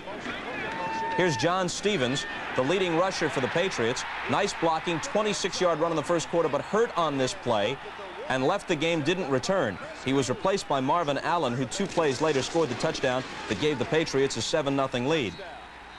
On to the second half we go. Eric Dickerson still struggling on a 3rd and 1. He's stopped by Ed Reynolds with help from Ronnie Lepet.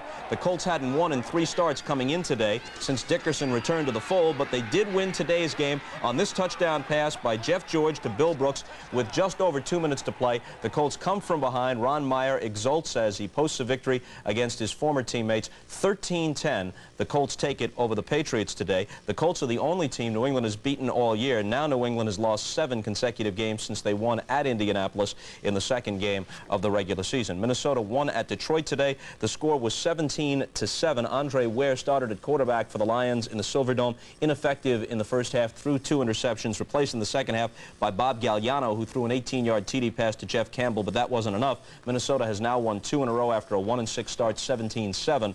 over the Lions. And a huge day at the Superdome for Craig Ironhead Hayward of the Saints. He rushed for 155 yards and 2 touchdowns, including a 47-yard touchdown run in the second quarter. Last week in an upset win at Cincinnati, Hayward had 122 for the Saints, so he's put back-to-back huge games together. New Orleans wins over Tampa 35-7. Vinny Testaverde didn't start today. He's been ineffective of late. Chris Chandler at quarterback for the Bucs ran 12 yards for a touchdown in the first quarter, but after that couldn't generate any offense for Tampa Bay, and they lose by 4 touchdowns. And we're back to wrap things up with Will McDonough and O.J. Simpson after this.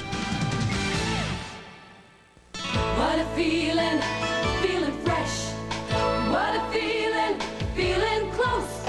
Feeling new Fix-A-Dent Fresh. Introducing Fix-A-Dent Fresh with spring water freshness for a crisp, clean feeling. And it holds stronger than any other cream adhesive. Feel it, feel it, feeling new A fresh new feeling and stronger hold are two new reasons to fix-it-ant and forget it. Dean Witter believed in priorities. Know why your clients are saving. Know why they're investing. Okay, come on, folks. At some point, it's college. Later on, retirement. But Dean Witter knows that often the highest priorities are all the things that happen in between. Is there anything else you want? Just the first dance. There are many ways to measure success. We measure success one investor at a time. Okay, these are scores of games that got underway less than half an hour ago. Denver playing at San Diego. John Elway, who's playing with a special shoe on his injured foot, throws a 22-yard touchdown pass to Vance Johnson in the first quarter. The Broncos take a 7-0 lead on the Chargers. The Giants on Matt Barr's 44-yard field goal in Anaheim, leading 3-0 in the first quarter over the 3-5 Rams. The Giants, of course, are 8-0. Green Bay playing the Raiders at the Coliseum, and Marcus Allen just scored again on a 2-yard run, pending the extra point, and now I'm told they missed the extra point, so the score holds at Raiders 13, Packers 3. They're still in the first quarter. By the way, we told you about that Bear touchdown that seemed to have locked up the game against Atlanta on the interception. It was Vesti Jackson who picked it off. The Bears missed the extra point, but they lead 30-17 with 1 minute and 6 seconds to play. Atlanta has the ball, but apparently not enough time to make a move on the Bears, who will win for the 8th time against one defeat this year. Will? Well, it gives New England a leg up on the first draft choice next year, Bob. I mean, this season's really like a tragedy for them. You know, their starting backfield would have been Steve Grogan. He's out with a back injury. Their starting fullback was Robert Perryman. They waived him this week because he wouldn't block. Their only real solid running back, John Stevens, got hurt early in the game today. It doesn't look as though they have anywhere to go, and they're going to have difficulty winning another game this season. Juice? Oh, I'm just impressed by that pass that Dave Craig threw, because the receiver wasn't as open as he appeared to be. There were defenders in front of him, between him and the receiver, and he just got enough loft on the ball to drop it right in there, and enough on the ball that the defenders couldn't get to him before the ball got there. I'll tell you, that play is going to help the rest and relaxation of the second-year tackle out of Notre Dame, Andy Heck, a heck of a lot, if you'll pardon the pun, because he was the tackle who was victimized constantly by Derek Thomas for Thomas's league record 7 sacks today, and it's going to still be a tough day in the film room for young Mr. Heck, but at least the victory salves the wounds a little bit. See, I don't think things like that should ever happen, Bob. I mean, if a guy's getting beat that bad, why don't they put somebody over there to help him out? Throw the tight end over there, Juice, in the formation, put a back over there. Don't let a guy get hammered all day. Jump in here for 20 seconds. Honestly, a tackle, an offensive tackle, shouldn't be able to block an outside linebacker all day. The linebacker should be much too quick for him. You shouldn't have to have him do that. They should have made an adjustment. And the great irony, very nearly in Thomas's grasp for what would have been his 8th sack, but somehow Craig was able to spin away and throw the touchdown pass as time expired. Time has expired on us. We're back to wrap things up after this. If you enjoy a quiet afternoon get-together, It's the right beer now. if you're concerned about not just what goes on your body, but what goes in it. It's the right beer now. Because when you're in a place that's really happening, anything can happen. So call for the Silver Bullet, the one that won't slow you down.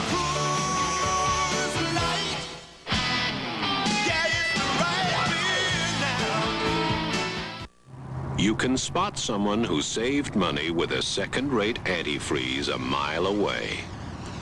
Not all antifreeze is the same. Nothing beats Prestone. And that's something you might appreciate down the road. The product, the proving grounds, the results. STP gas treatment is the edge.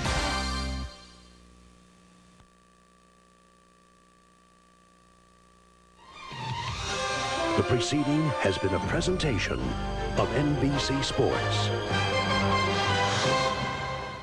The big prediction. The great quake right here in the Los Angeles base? The big cover-up. You can make a lot of enemies. The big event. The big one tonight on NBC. From the smallest Sea First bank to the biggest, from the oldest to the newest, from the people with the most experience to the youngest trainee, there's a common commitment at Sea First. Whether it's expressed by staying open longer or guaranteeing you won't have to wait more than 5 minutes for service, We'll make it easy for you every time you walk in, drive in, phone in, or write a C-First check. When I was in college, I lived over a bakery. I could have majored in sourdough bread. I'd open the window, that smell would come wafting in, and I'd be a goner. Now, Jack in the Box has taken a burger and put it on golden grilled sourdough bread. Time for a little homework. Sourdough makes the burger. The grilled sourdough burger at Jack in the Box. For exciting new taste, this is the place. I love this subject. The organizers of a recent national sports event had a slight coordination problem. How to link 34 events in 6 different cities. So GTE designed and maintained a network that not only connected people to information, but made it possible for the competition to begin. You see, at GTE, it's not just communications we offer, it's solutions. Call us. We're ready.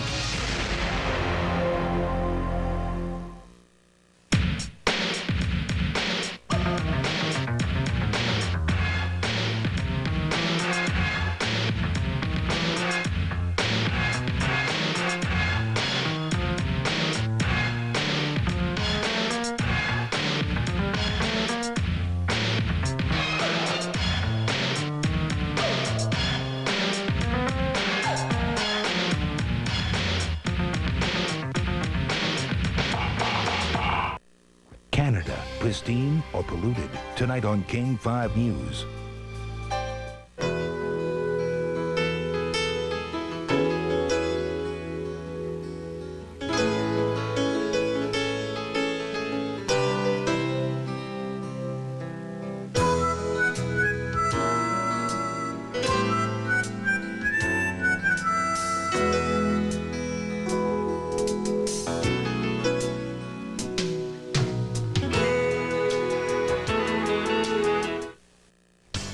In Kansas City, 4 seconds to go in the game. Seattle down by 6. Dave Craig scrambling, gets away from Derek Thomas, rifles the pass into the end zone. Paul Scanzi makes the catch. The Seahawks win it 17-16.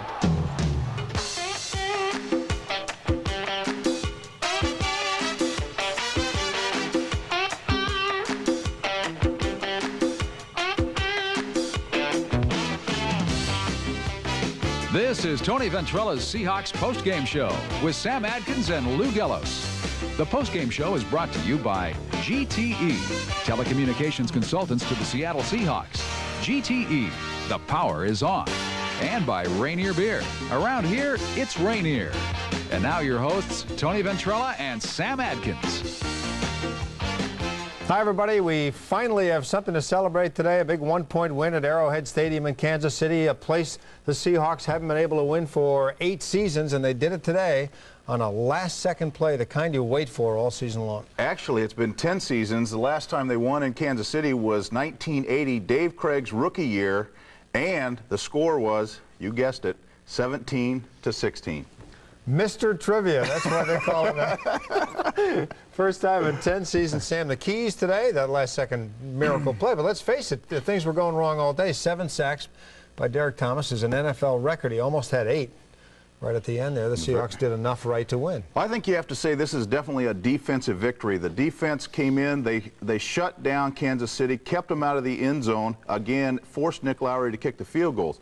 Offensively, that's a different story. They kept shooting themselves in the foot with penalties.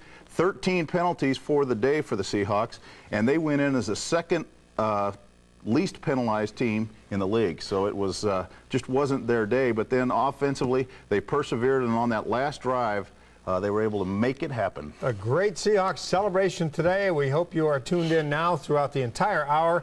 We've got some Seahawk booster items we'll show you later on in the program all over it's like a toy store here. A tremendous celebration. Lou caught up with Dave Craig right after the game. We're going to go to that interview right now. Well, Dave, let's start with the ending. Start with the ending. Start with the ending, because you saw Derek Thomas a lot, and as Brian Millard said, by all rights, you should have seen him that last play, too, but somehow you got away, or at least he did hang on. Something happened there. Describe that last play for us. Describe the last play. Just everybody runs a go route. And we've done this before against the Chiefs because we've been in a situation where it comes down to the last play. And This time I think it was one of the few times I got to look Duran off a little bit to the strong side.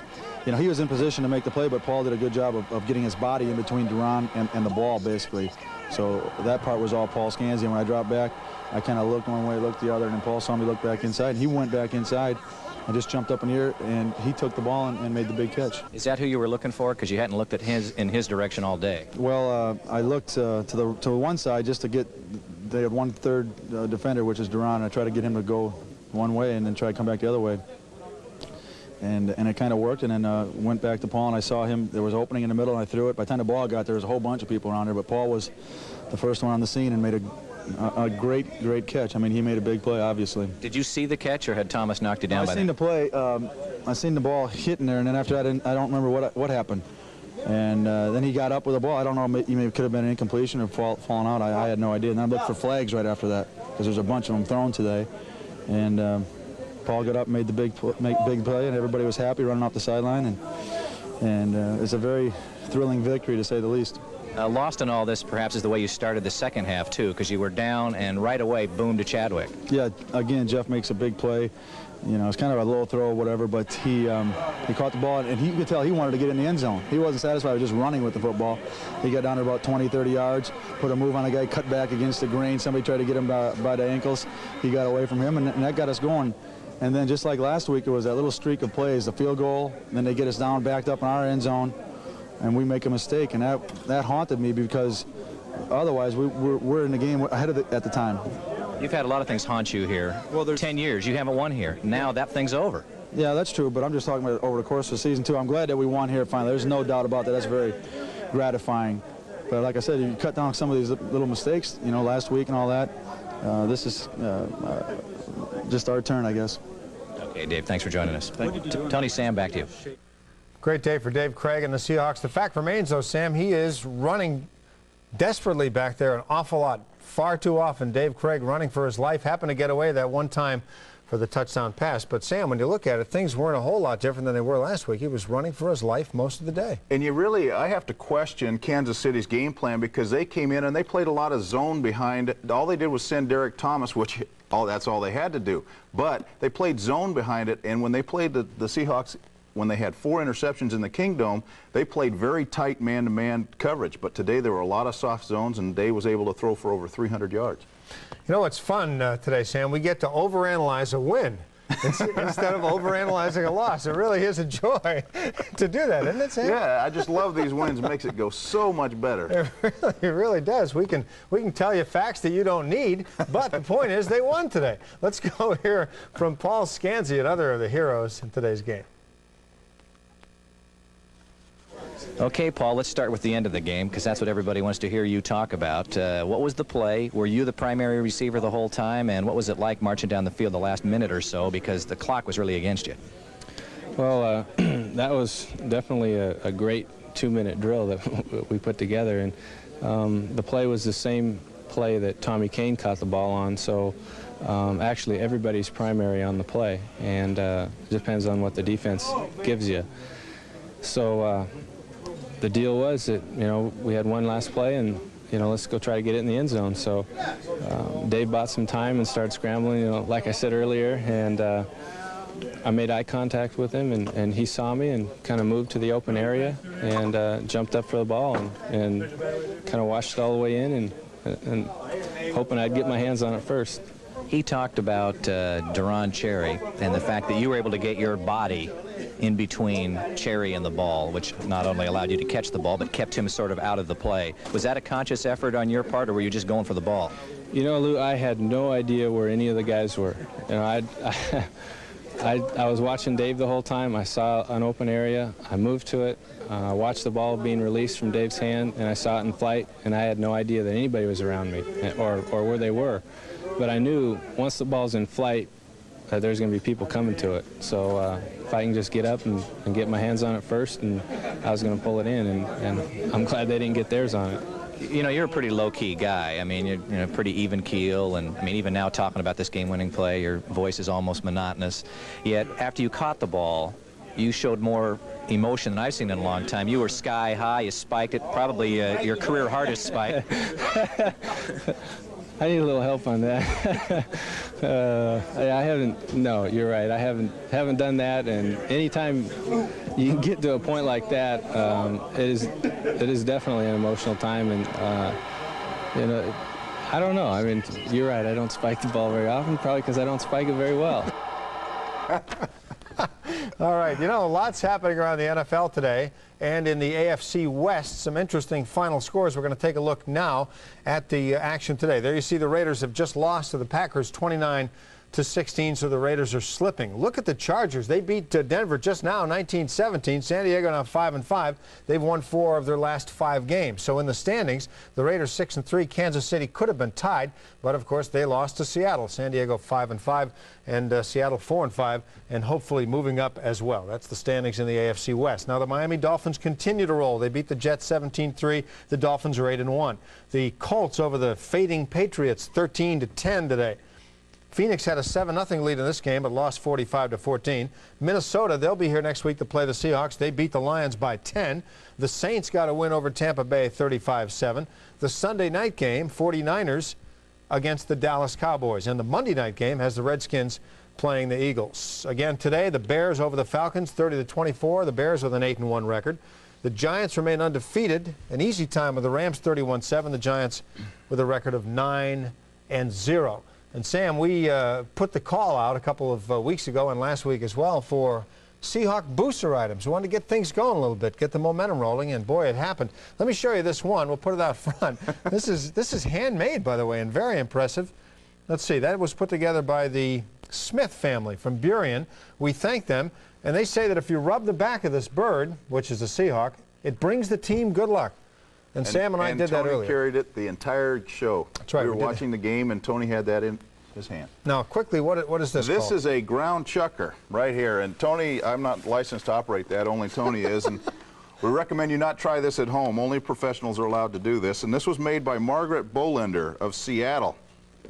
Look at this thing. It doesn't make noise. She makes a bunch of these, and she's done this for a couple of years, and we appreciate that, Margaret. Be careful at home, though. Don't let this happen. All right, now, we're going to hear from Coach Knox. Very happy today about his one-point win in Kansas City. Here's the coach. We came down that stretch there. We used the timeouts the way they're supposed to be used, and we got the ball back with just enough time to make some key plays, and then we were able to kick the extra point and we won it. We just made the plays at the end, and when you can make them at the end like that, you deserve to win. Chuck Knox, obviously, he's a thrilled guy. The Chuckster gets the win today in Kansas City. You know, Sam, we are supposed to go to a break right now. Producer Norm Ohashi's up in the booth going, let's take a break. Who wants to see that final drive again? Let's take a vote. Who wants to see that last drive one more time? In case you missed it, here it is, natural sound and all, the final winning drive today. Roll it. It's a screen pass. John L. Williams. Seattle isn't done yet. They're at the 50-yard line, but they're out of timeouts. 35 and running. Left, 16-10. Kansas City leads by 6. Up to the line of scrimmage they come.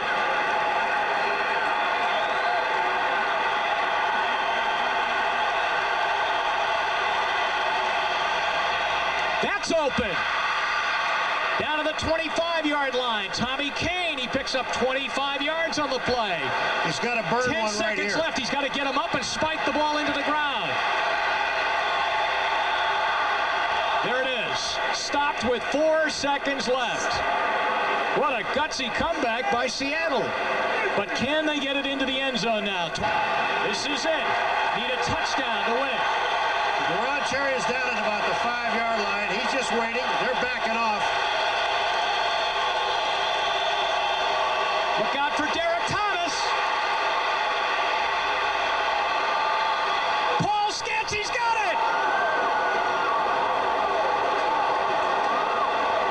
it. Is this?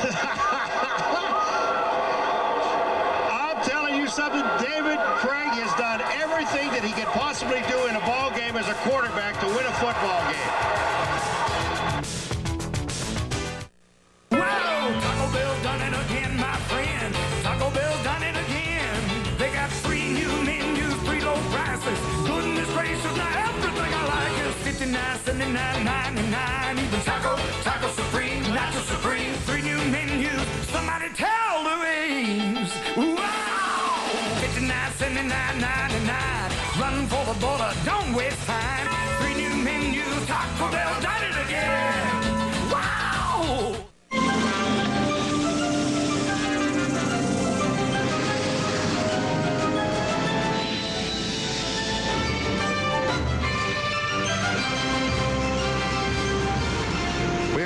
millions of the world's vehicles go when they need to fill up? The same place you do. BP. Don't worry, you were here first. BP. On the move. The Ford Ranger is the best-selling small pickup in America. Why? It looks great, it's fun to drive, and it'll carry almost anything you have. This Ranger also comes with an equipment package you won't find anywhere else but here. You get V6 power, AM/FM cassette, deep dish wheels, and more. And with a price like this, you'll clean up without getting cleaned out. Buy it at your local Northwest Ford dealer. Pristine Canada. Beyond its unspoiled beauty, below its natural waterways, just past the border, something isn't right. And now years of unchecked pollution in Canada may be threatening our state in dramatic ways. Tonight on King 5 News at 5 and 11, reporter Scott Miller examines the startling difference between the environmental image and reality of our neighbors to the north. Canada, pristine or polluted? Tonight on King 5 News at 5 and 11.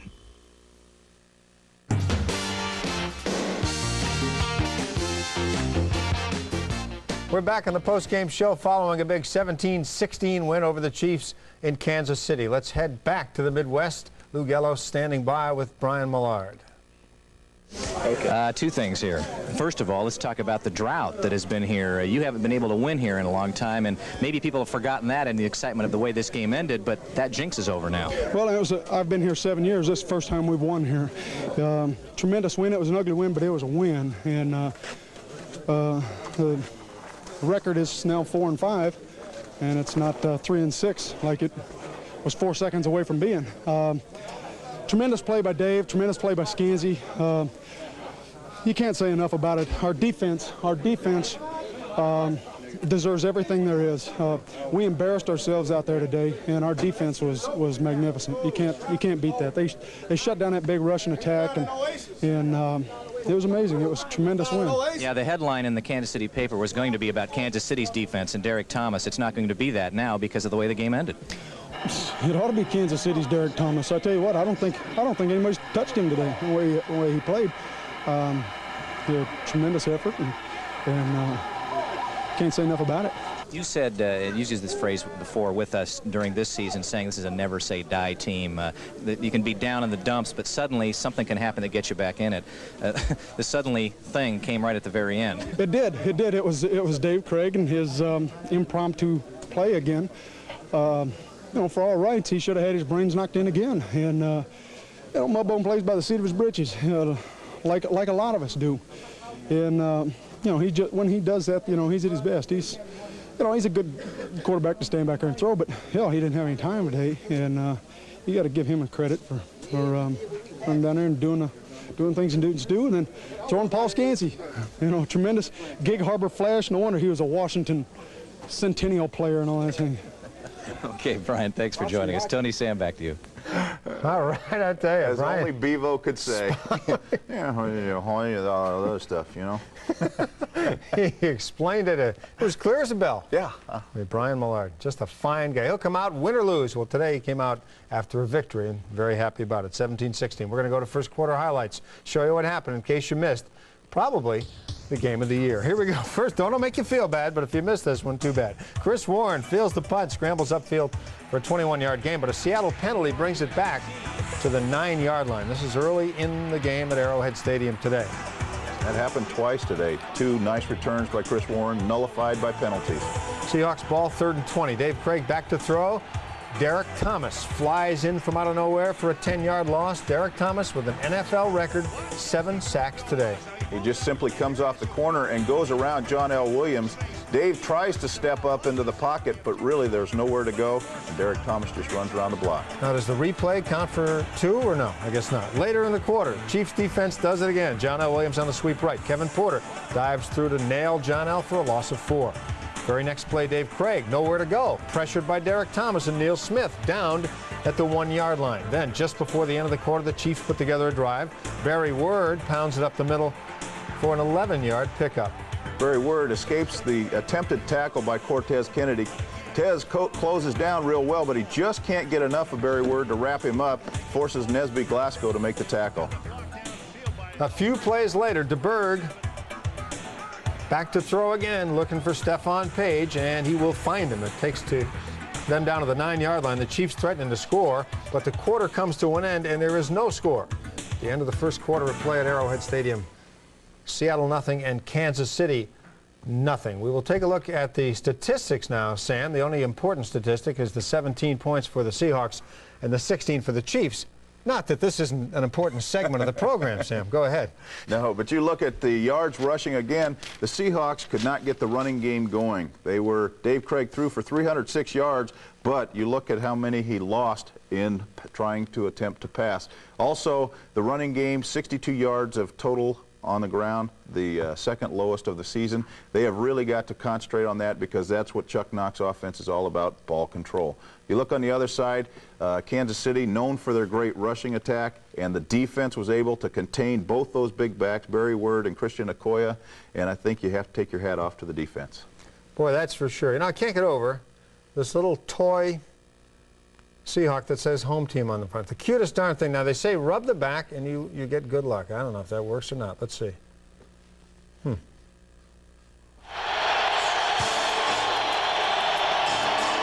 out for Derek Thomas. Paul Scansey's got it.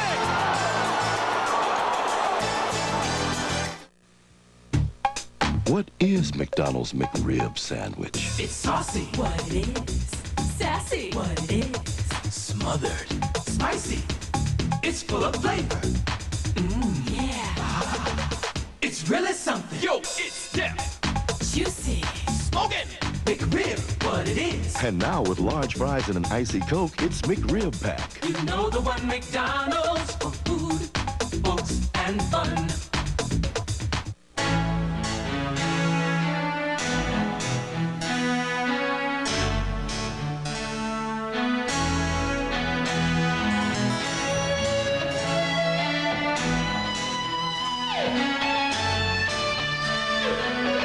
You don't stop playing because you get old. But you could get old if you stop playing.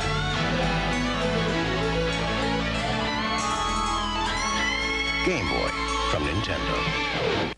The game of football seems simple on the field, but off the field, the business of football isn't. Because players depend on trainers. Trainers depend on assistant coaches. Assistant coaches depend on the head coach. The head coach depends on the front office. All of them depend on communications. And that's why the NFL and its teams depend on GTE. Now, isn't that the kind of support your business should depend on?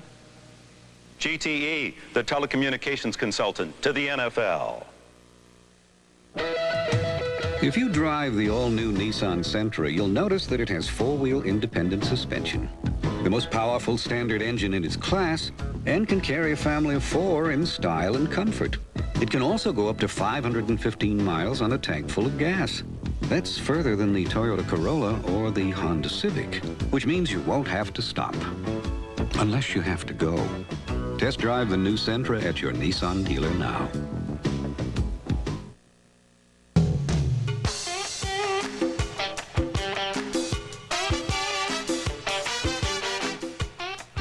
Guests on the postgame show receive a gift certificate from Alvin Goldfarb Jeweler in downtown Bellevue.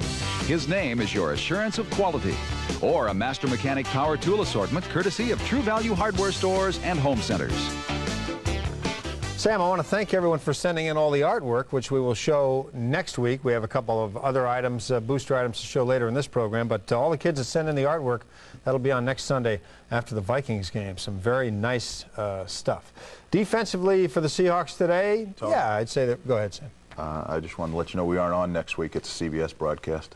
That's a good point. Thanks. A week after. Don't believe him, kids. week after next. You know, if I could afford the TV guide, maybe that would be. The week after next, we'll have that artwork on for you. Now, if you have something to say, wait till after the program, Sam. Let's go to the Joe Nash interview now. Yeah, Joe Nash. Here you go, Lou. With Joe Nash, and Joe, this had all the marks of being a defensive game, and certainly through the first half, that's exactly what it was.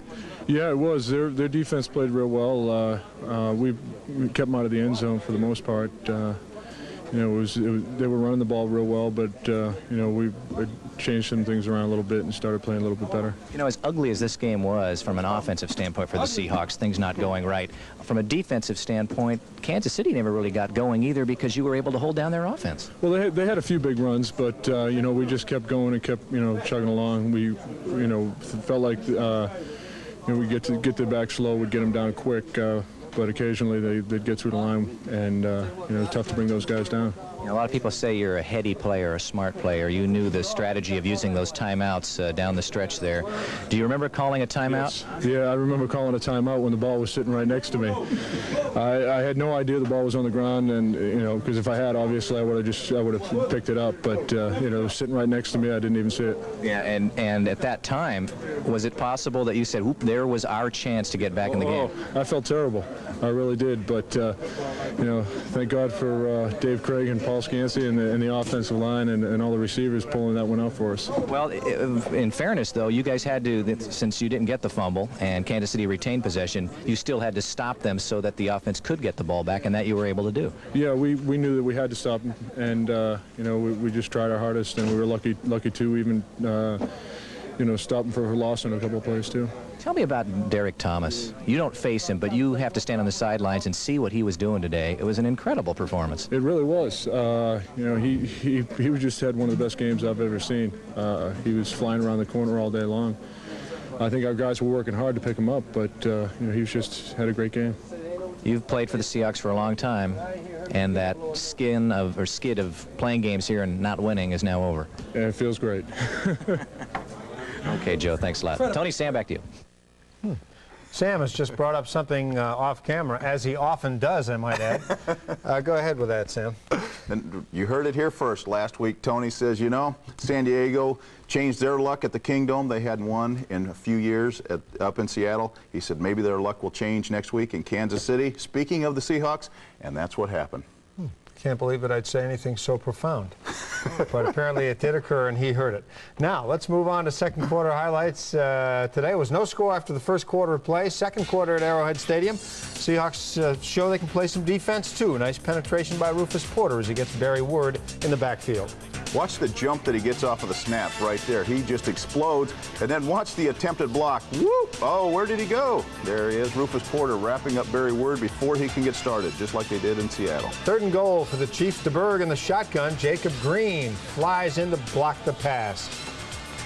So Kansas City tries for the field goal. Nick Lowry from 25 yards away. It's good. 3-0. The Chiefs with an early lead. Seahawks get the football back. Of course, Craig looking down the middle for John L. And he streaks downfield for 44 yards. Just barely steps out of bounds. And Derek Thomas shows you why they send him so much as a pass rusher as opposed to making him play pass defense. John L. Williams takes him on the outside and then slants over the middle, has a step on him, and then Reggie McKenzie will do anything to get on TV. He was flagged for an unsportsmanlike conduct because John L. Williams is hit late. Watch number 56, Dino Hackett, drill as John L. Williams is trying to stop. Reggie McKenzie comes flying onto the field and gets flagged. We didn't see it there, but it did happen. Seahawks drive stalls. Norm Johnson comes in, kicks the field goal from 43 yards out to tie it at 3-3. Then just before the half ends, Kansas City pushes it downfield. DeBerg links up with Stephon Page, brings it to midfield. Steve DeBerg he had struggled all day. He didn't really throw that well. 16 of 30 for only 125 yards, but he did find Stephon Page on this play.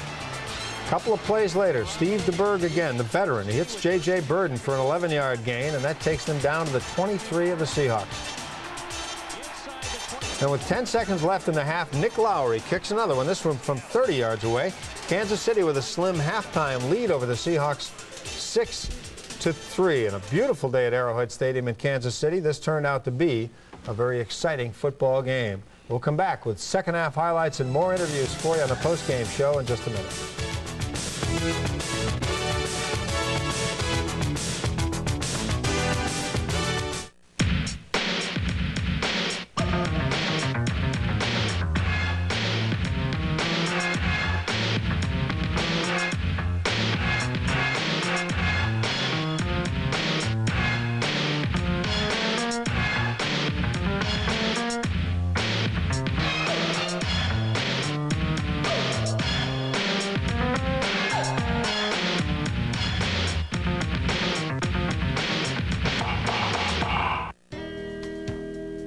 What would a needy kid like for Christmas?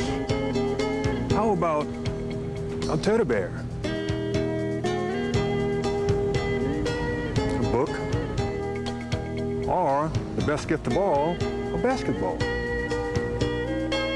Bring a new unwrapped gift to the game and make a kid happy.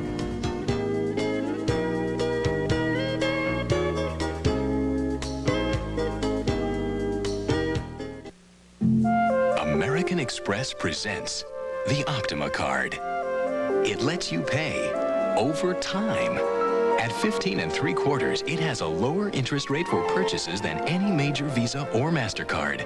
And purchase protection covers you against loss, theft, or damage. The Optima Card. It's from American Express, so you won't be taken for a ride. I guess one thing that I think about is the sign outside has my name on it. But the success of this company and what's made it successful over the years are the employees. They're the ones that are out there greeting and working with the customers and taking care of them. And they're the ones that have made the business successful. If they just treat the customers the way they would want to be treated, satisfy the customer, make them happy, go the extra step, the extra mile, it pays off. It's a simple business. Just take care of the customer.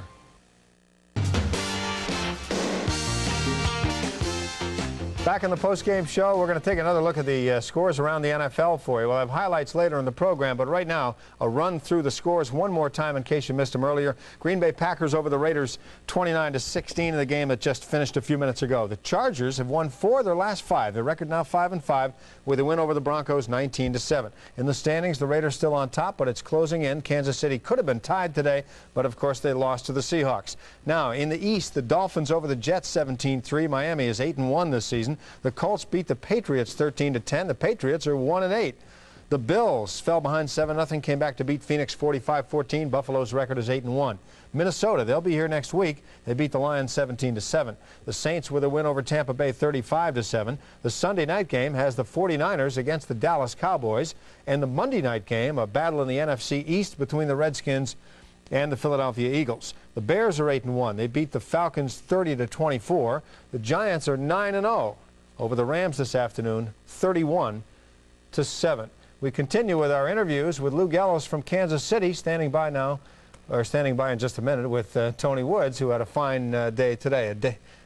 A day that where the defense did well enough to hold Kansas City down. Kansas City hasn't scored a lot of touchdowns in recent weeks. They have not scored since the first half of the Seahawks game. But also you look at the fact that the defense is playing with Dave Wyman's coming off the injury list. He hasn't practiced since July. They moved Darren Como to the outside in place of the injured Terry Wooden, who has had knee surgery this week. So it was a restructured defense, but they played very well. Okay, let's go to Kansas City. That interview, Lou and Tony Woods. Did you think that the way the game was going, that you were going to have a chance to pull it out? It seemed every key time of this ball game where it could go either way, it went their way, not your way.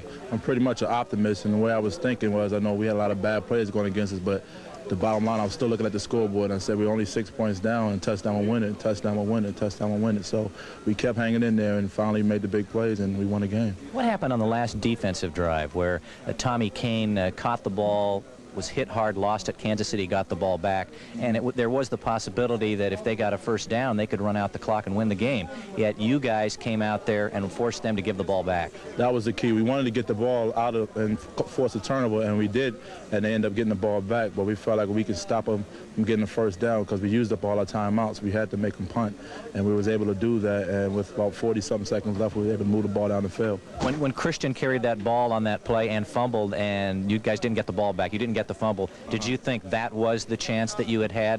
We really did think that was a chance we had, but we still, we still had opportunity. As long as it was another down, we had an opportunity to stop them, but that was a big play. We got the ball out, and really what happened, the ball was right there by Joe Nance where he was calling timeout, and he didn't see it, so it was kind of a strange play, but that's how the whole day went. Where were you when Scansy caught the ball?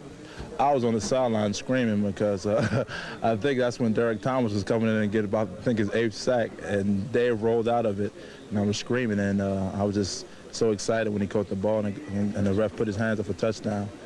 Actually, I knew where you were because you were off the ground. You were pretty high. Yeah, I was jumping up and down. I was very excited, just like everybody else. All right, Tony Ward, you know he had that hat on, Tony Maroney. You don't suppose that's his real name? A lot of Italians will change their name for television purposes. I think he did just for this interview. So Tony Maroney, defensive specialist for the Seahawks. Third quarter highlights coming up right now. Let's take a look. It was 6-3 at halftime. Kansas City with the lead. Seattle comes out throwing second half on first down. Craig makes a perfect throw to Paul Scansey over the middle, 21 yards. Scans running a simple in, but you see the zone defense played by Kansas City. The soft Jeff Donaldson overruns Scansey, and that's why he's able to make the catch.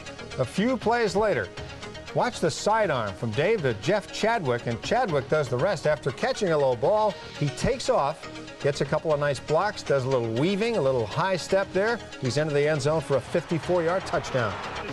Danny Copeland is covering Jeff Chadwick, but he falls down. That leaves Chadwick wide open in the middle. But then watch the great blocking, and Chadwick weave his way through. Jeff Donaldson again overruns Chadwick and allows him to get into the end zone for the score. Seahawks take the lead. The Chiefs trying to come back. Christian Okoye now will find a hole right up the middle, smashing through for 16. He's dangerous when he's coming right at you. Seahawk defense holds again, though, and the Chiefs have to settle for a field goal. Nick Lowry's third of the day. 10-9, Seahawks lead by 1. Sam? Then a huge play. Dave Craig changing the play at the line of scrimmage, very loud, but I don't know that the offensive lineman heard the play, because if you watch the replay that we're going to show, Andy Heck pulls like it's a running play, and that's why Derek Thomas comes in. Do you see Andy Heck crossing the line of scrimmage, and he's clear over at the right tackle position, and Dave just gets drilled, and the ball comes loose. You can't fault Dave Craig on that. So the Chiefs take the lead 16-10 as they end the third quarter of play. At Arrowhead Stadium, it was getting a bit tense at that point. Kind of said to myself, here we go again. Dave losing the ball in the end zone. Somebody recovers for a touchdown. Yeah. Seems to happen a lot to the Seahawks. Fourth time this year that fumble's been recovered for a touchdown. But like I said, you can't fault Dave for that one. It was just a short corner. That's a free rein. He's looking to his right. And I think because of the fact that Derek Thomas kept coming off of the corner, that's why Dave had that sixth sense on the very last play. He kind of looked like this to say, where's this guy coming from? Sidestepped him, and then was able to find Scansey for the touchdown. So 16-10, the Chiefs led after 3 quarters of play. We'll come back after a break, show you some new toys for Christmas, and the fourth quarter highlights, as well as more interviews from Kansas City.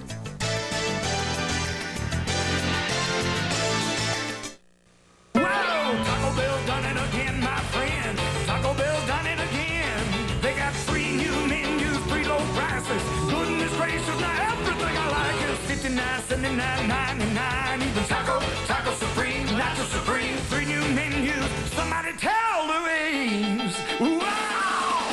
$59, $79, $99. Run for the border, don't waste time. 3 new menus, Taco Bell done it again. Wow! Raising money is important, but it doesn't stop there. Even if you cannot come to the show, there are still lots of things you can do to help. Like take recycling seriously. Carpool it whenever you can, or ride the bus if possible. And don't forget to support your local environmental groups. Enter to win concert tickets at Puget Sound Bank, John L. Scott Real Estate, or at the Fratelli's display at all QFC stores. For details, call 448-3628. When a warm Pacific storm front rushed into western Washington, dumping heavy rains throughout our area, King 5 News kept you updated with live reports on the flood warnings. And the river is rising. Road closures. I'm not going to make it tonight. And where you could get help to weather the storm. For the latest on the rising waters, call the King 5 Flood Information Hotline. That's 448. When news happens, you'll see it happen on King 5 News. Back to you, Mike Sheen. Monday on Evening. Are you the ideal mate? This isn't my style. Sometimes you can change your style. Are you looking for one? I was not looking for Don Juan. What do women want in a man? Mr. Right is a man who can share. What do men really want in a woman? So tell me you love me. Find out how to choose and be the perfect mate in the mating game. That's evening, Monday at 7:30 on King 5.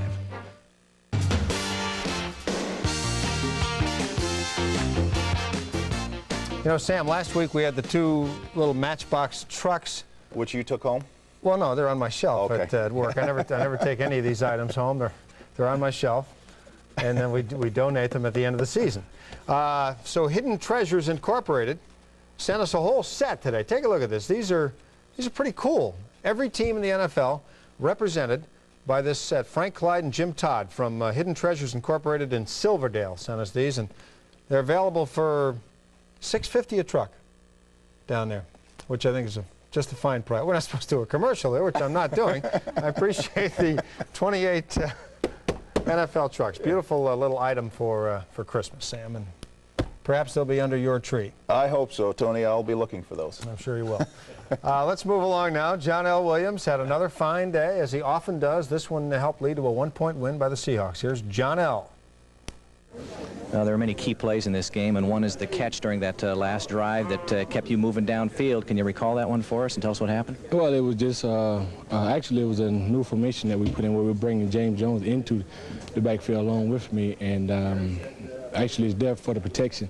And everybody seemed like they dropped off, and I just came out of the backfield because I seen Dave getting in trouble and he started scrambling.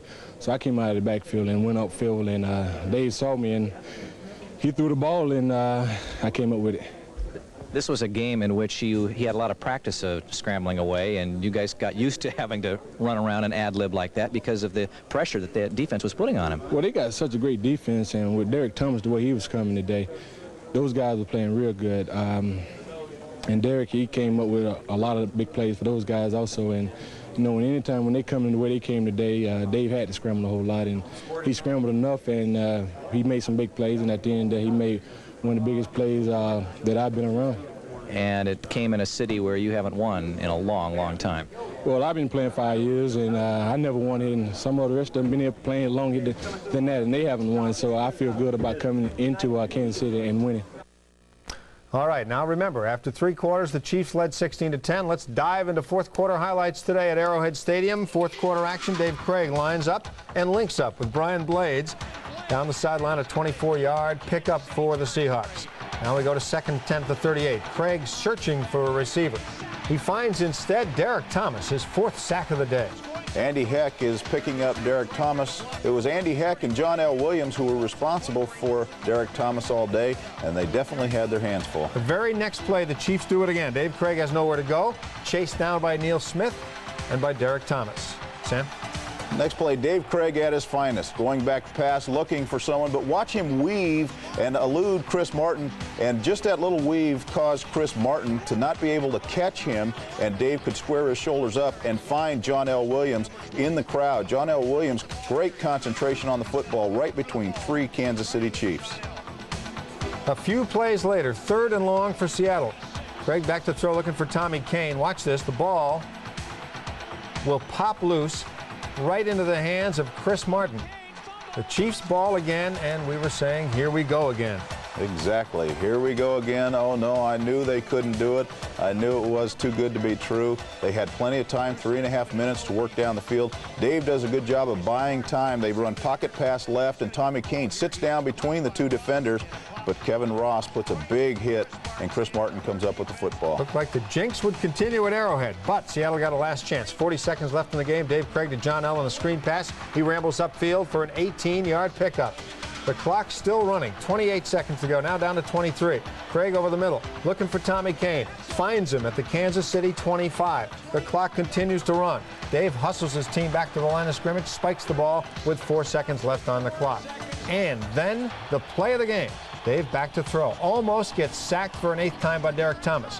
Gets himself loose. Rifles the pass into the end zone. Scansey has it. Touchdown Seahawks. They tie it at 16. Norm Johnson kicks the extra point, and the Seahawks win it 17-16. And Scans goes down and finds a hole. Kansas City's defensive back coach was screaming 4 deep, and yet Scansey was able to find that seam for the huge touchdown. And he had to go up in the air to make the catch. Seattle wins at 17-16. Now, as a former quarterback, you're going to tell me there's no such thing as a bad pass, and I understand that was not a bad pass at all. It was right on the mark, a little bit high, though, and Paul did have to go high to get it, and then to hold on to the ball with a couple of guys around him, he did a great job.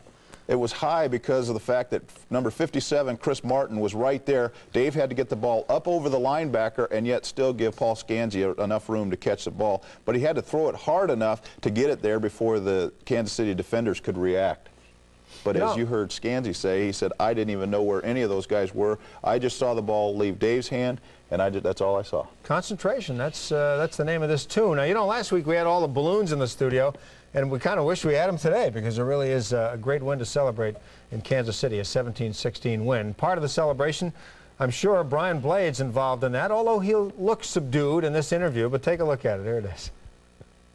Well, this is a game of many big plays, and one play maybe you don't remember is the one that you threw a block, but it freed somebody and got things going. Do you recall what happened there? Well, the only thing I remember on that play was coming back and trying to get a block for John L. And after that, I don't remember. Next thing I know, I was on the sideline. You know, but I'm glad I fought through it and came back. And at the end of the game, I was kind of like getting upset because they wouldn't let me go back in the game. But I'm glad they held me out. And then at the end, I finally got a chance to go back in. And, you know, I always want to be the one to make that big play.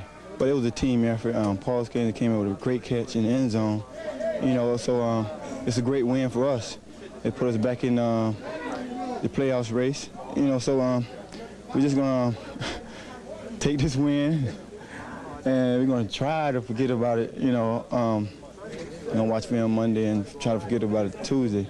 Yeah, come back Wednesday. So there were a lot of ugly things about this game. You guys kind of seemed to plod along, and mistakes and dropped passes and penalties. Geez, the penalties were really hurting you today, and yet you were still in the game right up to the end. That's one thing about this team. You know, I noticed this year we can get behind.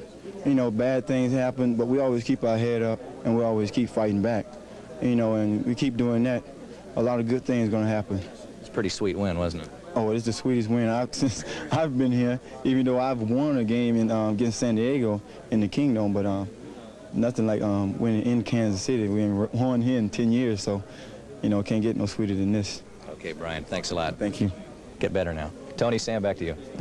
So, Sam, we're sitting here talking about the balloons last week, and Ezzy comes running in and drops these off. These are from Ezzy Lopez. Ask and you shall receive. That's right. Actually, we had these back in the crew lounge, and they got a little dirty over the week, but that's the part of the Seahawks celebration. That's from everybody touching it, saying, is that real? Today's win. Really, this is amazing. It's really nice. Anyway, so what can I tell you, Sam? We're having more fun than we've had in a lot of weeks because of this win today. It was a great win, you know, watching the perseverance, and I think everybody is always saying, here we go again, like we've been talking about on the show, but the fact that they were able to overcome that, that's got to provide a big spark for this team and really draw them together, because it's really been tough. You know, they've had their ups and their downs. It looked like before the bye week, okay, they're on a roll now, and then to come back and play the way they did against San Diego, that was really disheartening, and it took the guys about till Wednesday to get over that loss.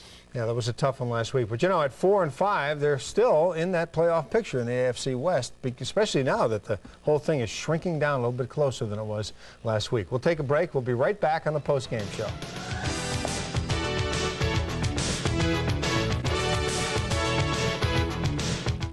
Cloudy with a few sunny breaks and not as warm tomorrow with a high of 53. You are watching a man have a heart attack. Bob, your breakfast is ready. He's hoping it's nothing, but he knows the signs. Oh, what do we need to be hungry? Hi, gang. Here's your salad. Oh, thanks, sweetie. Hey, you doing? Yeah, I'm fine. And now is the time he should be getting help. Call me later, okay? Yeah.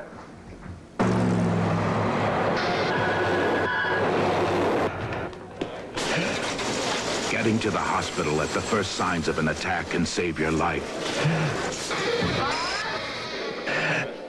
Paul? Need your help. Better get me to a hospital. Remember, your life is in your hands.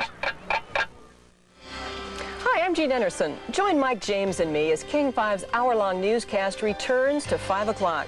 Also, during that hour of news, Top Story, an in-depth look at the day's most important news story. Then NBC Nightly News at 6 o'clock and a fast-paced half hour of local news at 6:30. That's an hour of news at 5, NBC Nightly News at 6, and a half hour of local news at 6:30. That's King 5 News, so join us. This is 1 week's garbage from an average home. And this is how much waste the average person generates each week at work. But there are lots of ways you can reduce waste in your workplace, and it can save your business money. Call 1-800-RECYCLE for a free guide on how to reduce waste at work and get started today.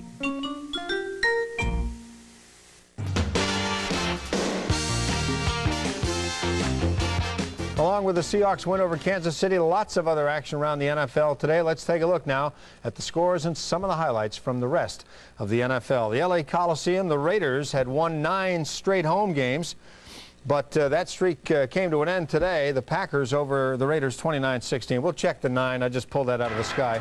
It could be 10. Thanks, Sam. LA actually jumped out to a 13-3 lead in this one. The Green Bay came back. Don Mikowski hit Perry Kemp on this touchdown play. The Packers win at 29-16 over the Raiders today at LA Coliseum. The Denver Broncos made the Super Bowl the last 2 seasons. They probably won't be back this year. The Chargers beat them today. The Broncos are 3-6. Denver jumped out front early in this one. John Elway to Van Johnson, 22-yard strike. Broncos with a quick 7-0 lead over the Chargers here. But San Diego came back. Linebacker Gary Plummer lined up as a fullback on this play and crashed into the end zone. That gave the Chargers a 19-7 lead. You can tell Plummer's a linebacker. Obviously doesn't have much experience in spiking the ball, but it doesn't matter. The Chargers won anyway. Look at that again in slow motion. All right, the old bar of soap trick. Take a look at the standings in the AFC West. The Raiders at 6-3. Kansas City could have been tied, but they lost to Seattle today. San Diego's won 4 out of 5. The Seahawks winners make themselves 4-5. Denver lost. They're 3-6. At the Meadowlands, the Dolphins improved their record to 8-1, the best in the AFC. They knocked off the Jets 17-3. This was a defensive battle all the way. The key play of the game, third quarter, score tied at 3. Miami punt hits a Jets player.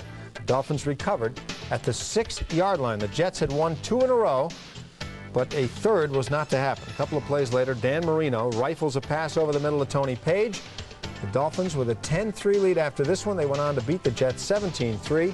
And here is the hit of the day in this game. New York's Terrence Matthews on the kickoff return. Watch the the hit by Rick Raff. A rough day for the Jets. They lose to the Dolphins 17-3. In Foxborough, they played this game to determine the worst team in the NFL. That honor goes to the Patriots. Indianapolis winning 13-10. The Patriots are 1-8. The Bills are tied with the Dolphins for the best record in the AFC at 8-1. They destroyed the Cardinals today. Not exactly an ideal fall day in upstate New York for football. Snow mixed with rain coming down. They call that spitting snow in upstate New York. But the weather didn't bother Jim Kelly. Fires 4 touchdown passes. This one to Steve Tasker. The Bills over the Cardinals 45-14. Buffalo stays tied for the lead in the AFC East. At the Silverdome, a pair of teams that are struggling this season. The Vikings knocked off the Lions by 10. Andre Ware started for Detroit, then was replaced by Bob Galliano. Galliano wasn't much better. He threw this interception right to Al Noga. Noga took it in for a score. The Vikings won at 17-7. New Orleans Saints trying to turn things around. Had no trouble today handling Tampa Bay 35-7. A big day for Saints running back Craig Ironhead Hayward. Watch this power on this one. 47 yards for the score. Hayward with 155 yards in the game. The Saints win over the Bucs 35-7. One game tonight in the NFL. It's Dallas hosting the undefeated San Francisco 49ers. And tomorrow night on Monday Night Football, it's the Redskins and the Eagles at Veterans Stadium. Both teams battling for a playoff spot in that NFC Eastern Division. The Atlanta Falcons are a terrible team on the road. That did not change today. The Falcons have lost 15 in a row on the road, including today's 30-24 decision at Soldier Field. Late in the game, Falcons trying to drive for the touchdown, tying score, but Chris Miller's pass was intercepted by former Husky Vesty Jackson. He returned for a touchdown. Chicago goes on to beat Atlanta 30-24. And in Anaheim Stadium, some folks were thinking the Giants might have trouble with the Rams. They had no trouble. Giants win 31-7. Their record now 9-0, one of only 2 undefeated teams in the NFL. Sam and I will be back with more on the postgame show in a minute. I can't wait. The environment may be this year's fashionable cause, but many people have been working for years to protect our planet. King 5's commitment to environmental issues spans 4 decades, and for the past 6 years, we've honored volunteers who make a difference in our communities. If you know someone whose volunteer work has really helped our environment, nominate them for Making a Difference and keep watching. You might see your volunteer on King 5 television. Call 382-5013 and find out how to nominate your volunteer.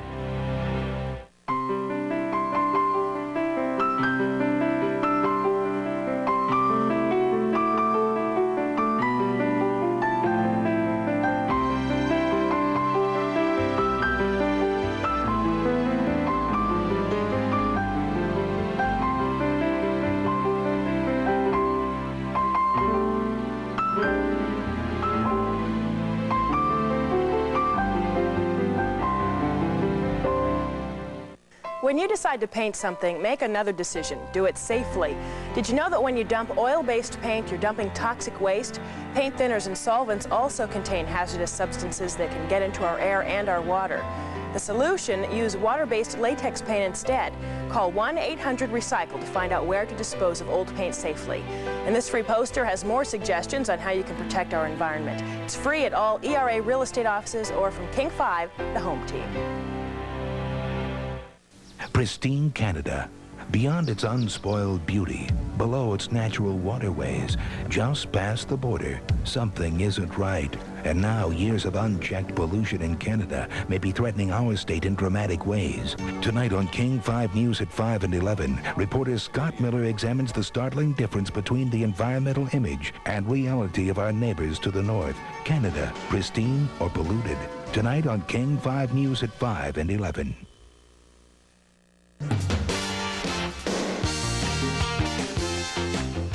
Next Sunday, Sam, the Seahawks have a chance to go even at 5-5 against the Minnesota Vikings. So wouldn't you know, the Vikings kind of warm up for that with a win today. The Vikings, a team that was supposed to contend for the NFC title, but injuries to key players like defensive lineman Keith Millard have been devastating for Minnesota. A thumb injury.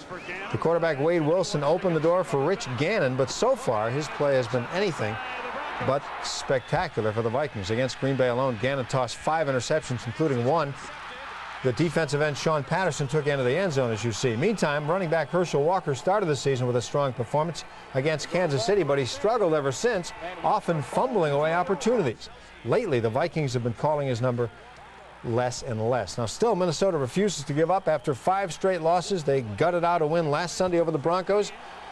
Minnesota Vikings and the Seahawks next Sunday at the Dome. And, of course, the Vikings gutted out a win today over the Lions. So they got 2 in a row coming in next Sunday against the Seahawks at the Kingdome at 1 o'clock. And we're talking about schedules, and I don't think it gets any easier or, you know, or any tougher. It's really about the same, isn't it, the second half? It really is.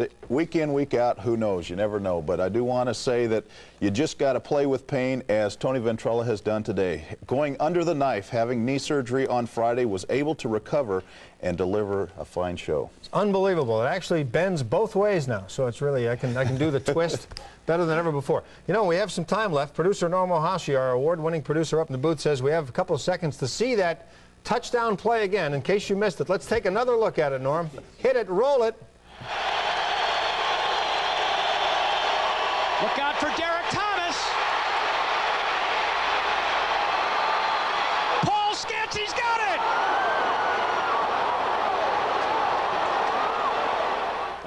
He still hasn't dropped it. See, we showed the play 8 times. That means they're 8-0 today. That's great. Seahawks win 17-16. See ya 2 weeks from today after the San Diego game. For Sam and Lou, so long, everybody. So long.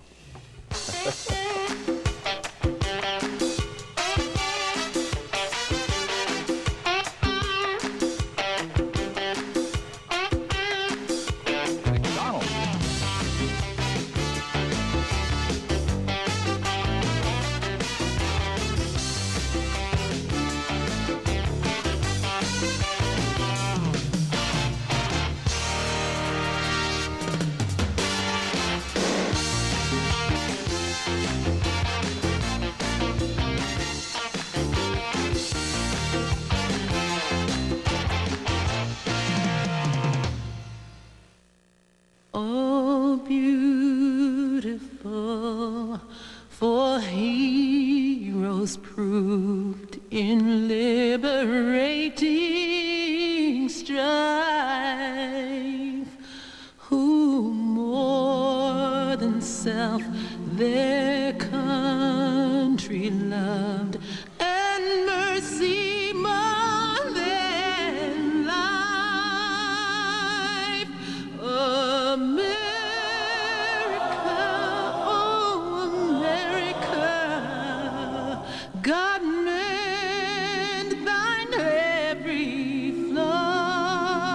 Right now, there are nearly 4 million men and women on active and reserve duty in the U.S. Armed Forces around the world. We'd like to take this opportunity to say thanks to each of them.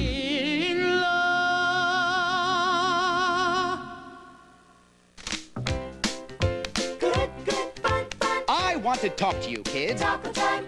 And I want no giggling. And no cactus dancing. Taco time. Taco time has a new and exciting